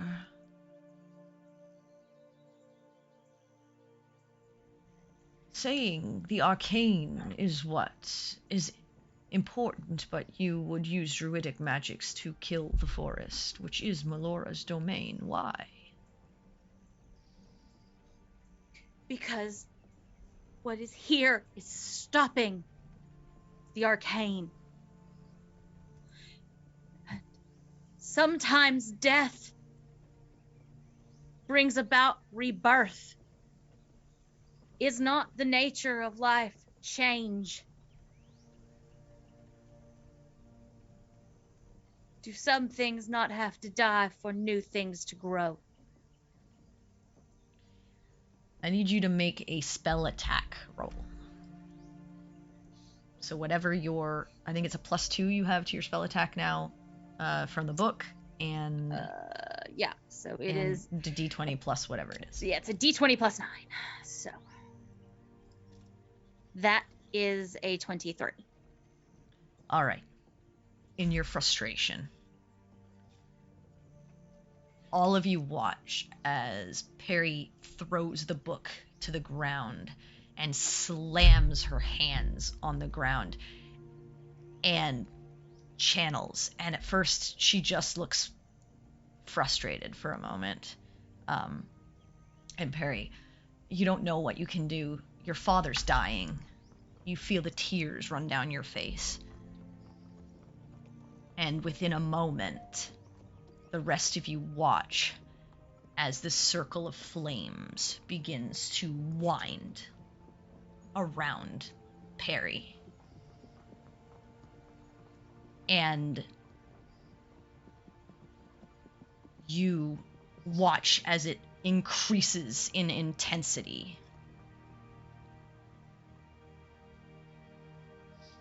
And Peregrine, you notice as you're channeling off to your left, the blonde elven gentleman, Corlin, standing there. To your right, on the other side of the trees, Melora. And finally, as this wall of flame begins to burn, you all watch as Perry rises up off of the ground, channeling the energy. And you see a massive platinum dragon fly in behind Perry and breathe flame all across the forest as this explosion of fire blasts out. And at first, all of you cover your faces, feeling as though you're going to be completely immolated by this power. And all around you, as everything quiets, and Perry, you float back down to the ground, the entire forest is ash. Your huts still stand. Your people are unharmed.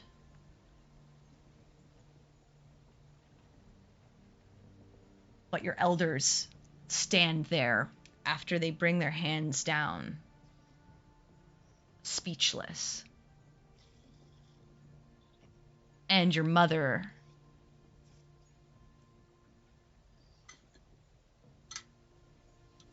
where do we move? Well, it's far away, and I don't suggest we try it now, but there's a empty village on an island that my friend Gwen has offered. Quite nice, actually. In need of rebuilding. Why don't we try somewhere close by that we can turn into a village here That's for fair. our people, and then you can decide where you'd like to try and settle down and have children? Mama, it's not what I meant. But East, west, north, south? Where would you like us to go? let's move west. There's All some right. wide open spaces. All right. You, with your siblings' help and the rest of your village that is well, as well as your friends, manage to begin to move your people to the west, out of the forest that suppressed arcane abilities, and eventually into sort of a grove, sort of small pond and grassy area. With help from nearby towns, you gather materials and begin to set up structures and tents to get people who are unwell settled, get people's belongings, and begin to carve out a new existence. And as you build the village, Peregrine, it comes to you, a ritual performed over a month to hallow the ground around your people, around this village, to block out the corruption of the dark god. And with Coralyn's help, you begin to do what you need to do to protect the grounds that your people are now calling home.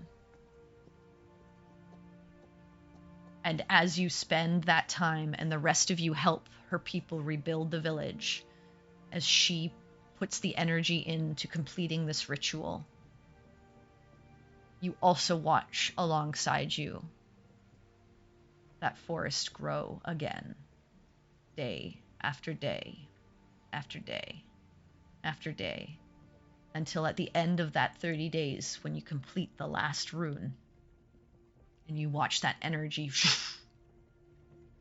and you watch the complexion come back to your father's skin, and the other people sick in the infirmary tents. Forest of Whispers is back to its original state, not burned, not ash, but there once more. And your people are free of the influence of Tharizdun.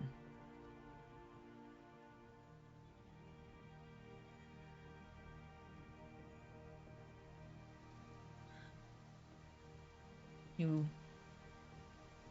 take care of your people. They begin to resettle.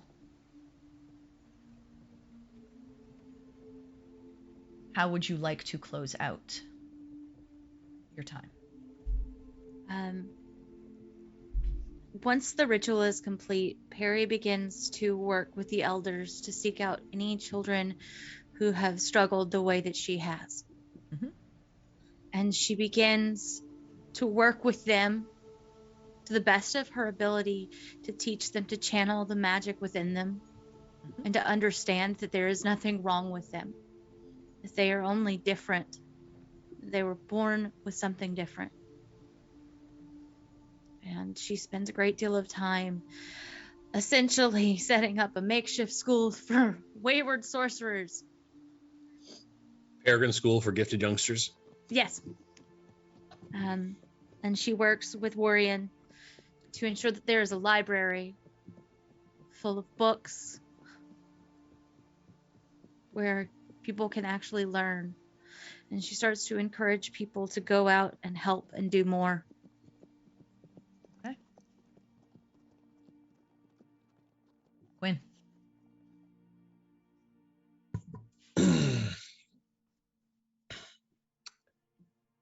I mean, whenever the month is out,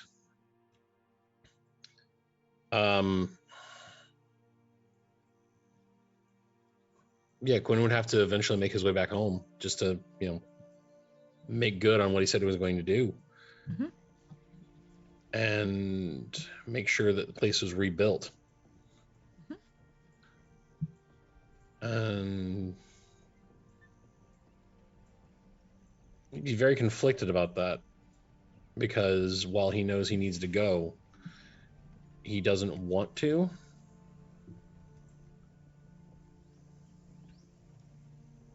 It's So not a he would. goodbye. It's only a see you later. I know, but he would still put it off for a while Of course, because that's fine. of what it is. But yeah, he would eventually actually do it and get a hold of his dad, get him, you know, so he could get a ride since he doesn't own a boat, and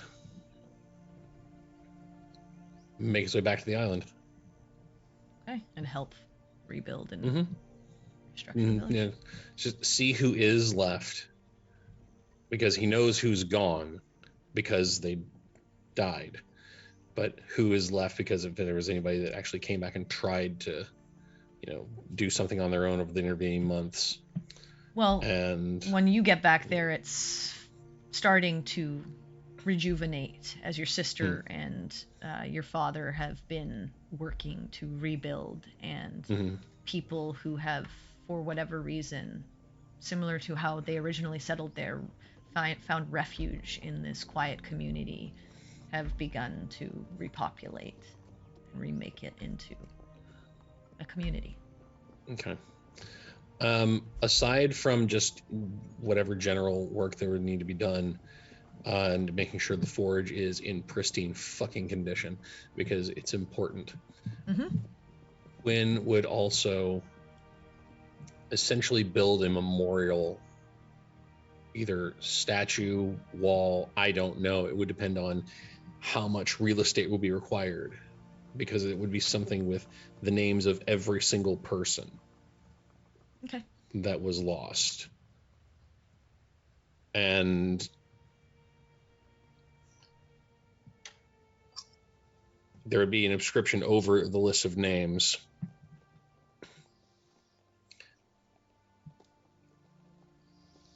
He would put as the bravest people this world has ever seen. Okay. And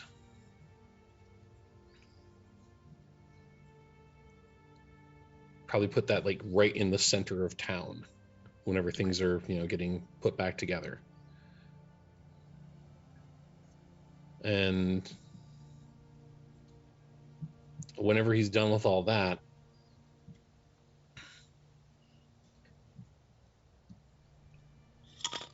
he wouldn't really know what to do anymore at that point, because, getting everything put together and getting, things rebuilt was like the last thing he was told to do, other than just to live his life. And at that point, he doesn't know what that means. He just,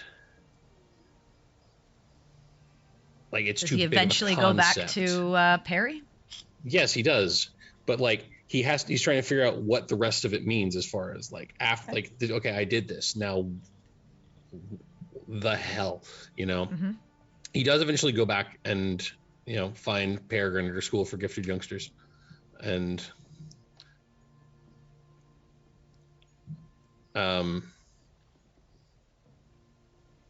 because, no one back in the village has any need of someone who is an itinerant smiter of things. And yeah, he would basically go find her and at first just see of what help he could be with making sure the people are all settled there, if there's anything else that needs done, if they are going to actually start trying to travel around and do the things they used to do, if they can use a big old meat shield to go along with things like that. But that would mostly be an excuse just to be someplace where he feels like he is needed, or feels like he is more able to contribute. And, around someone where he feels like he knows he's worth something. All right. Oriana. Actually, let me do Baltaim first, because he's not here. Baltaim eventually goes back likely with Oriana maybe, Mm, to Riverin. I'd be down with that. And talks to Ilyana about if she's found out anything. And she essentially has come to a very similar conclusion. That to save his sister,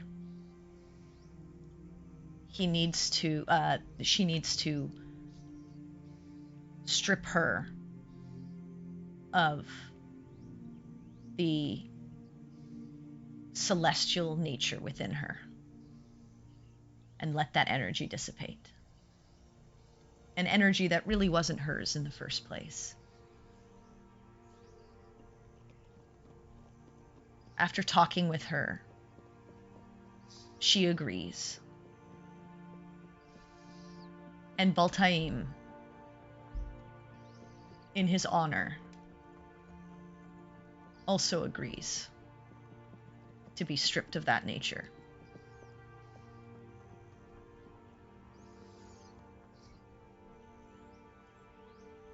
And once the ritual is complete,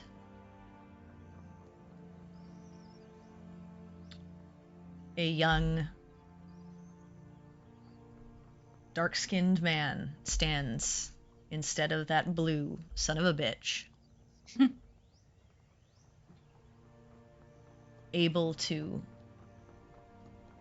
finally go back home with his sister to the parents that took care of them in Agraria.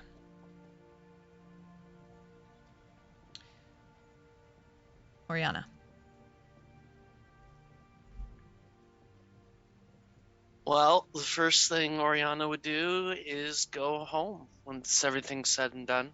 Mm-hmm.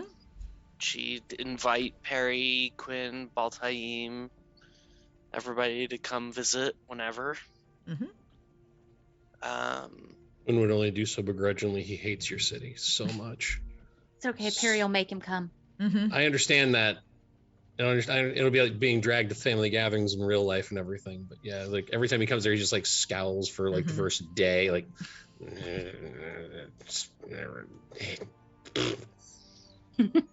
What else, Oriana?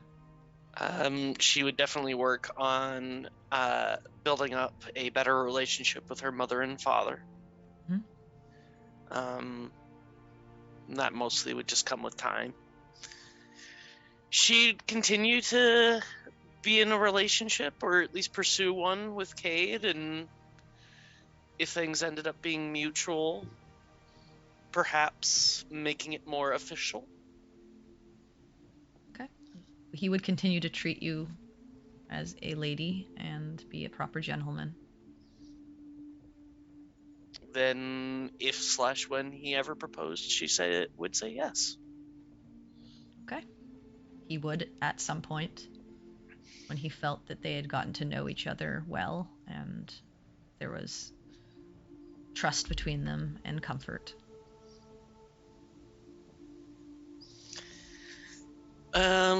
Oriana would continue to, like, Cinder would just basically be a constant companion. Yes, to the chagrin of your mother and father.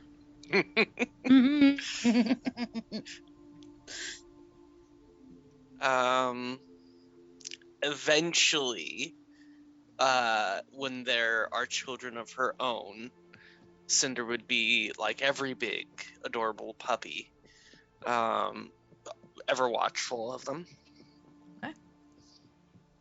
And if Cinder ever expressed a desire to be released from service, Oriana would do so. Otherwise,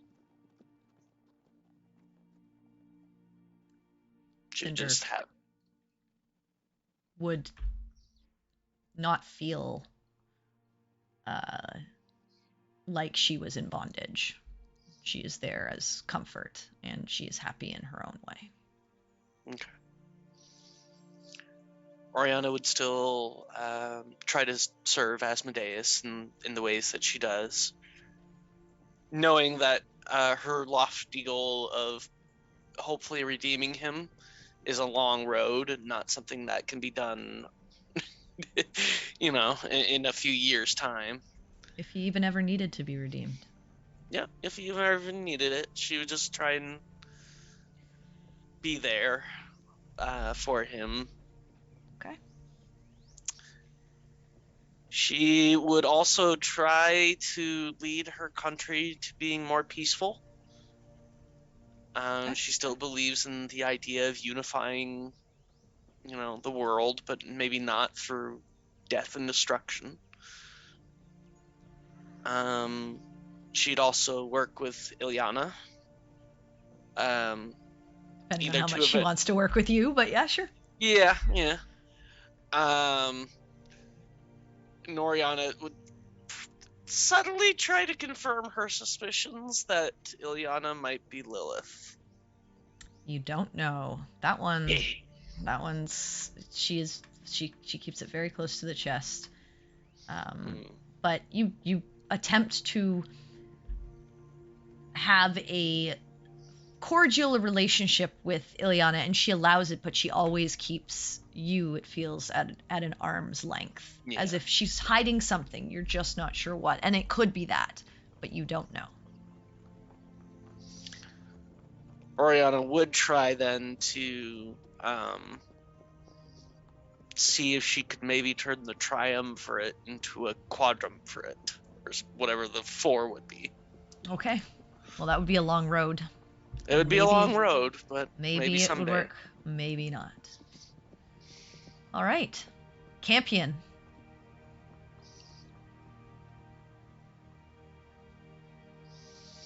What would you do? What Campion would be doing? Oh yeah, straight up. Campion, Invent Hellish Voltron.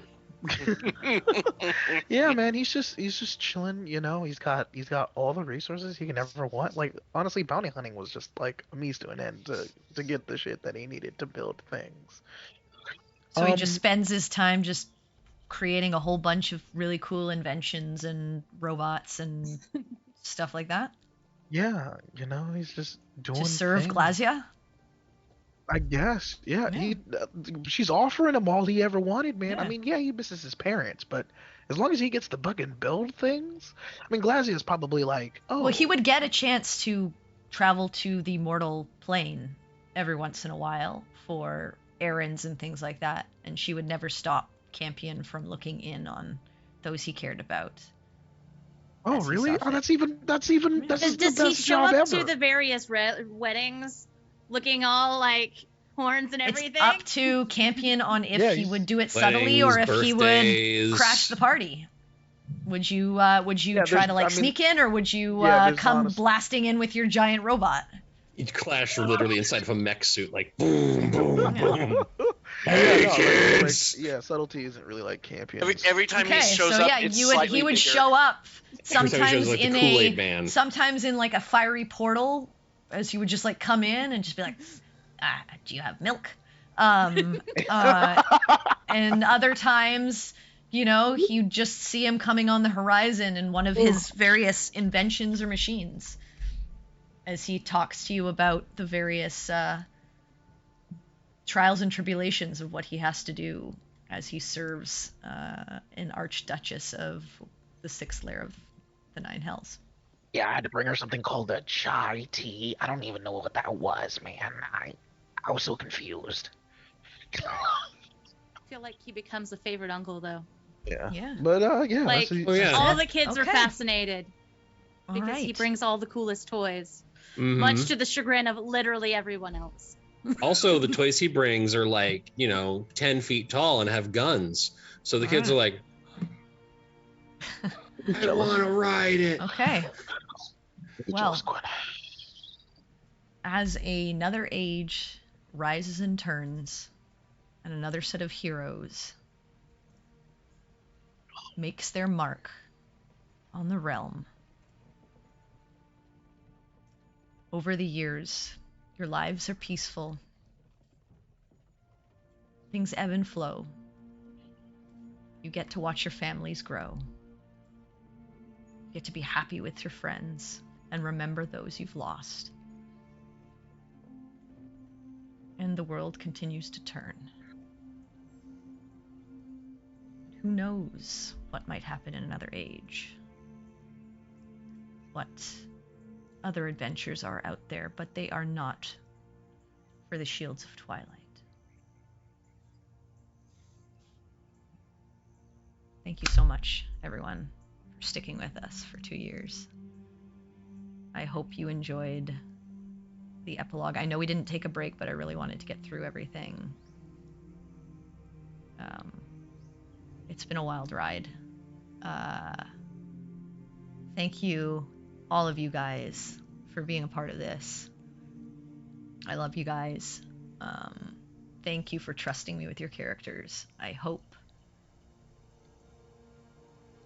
you feel they got the ending that they deserved. And remember, we love you all. If you enjoy our stories, please let other people know. The best way to help a really small stream grow is to spread the word. And remember, folks, it's nice to be important, but it's more important to be nice. Have a great Friday. Make good choices. And we hope to see you back here for campaign 2 at some point. But thank you so much. Bye, guys. Have a Bye, good night. everybody. We love you. Thanks for the adventure.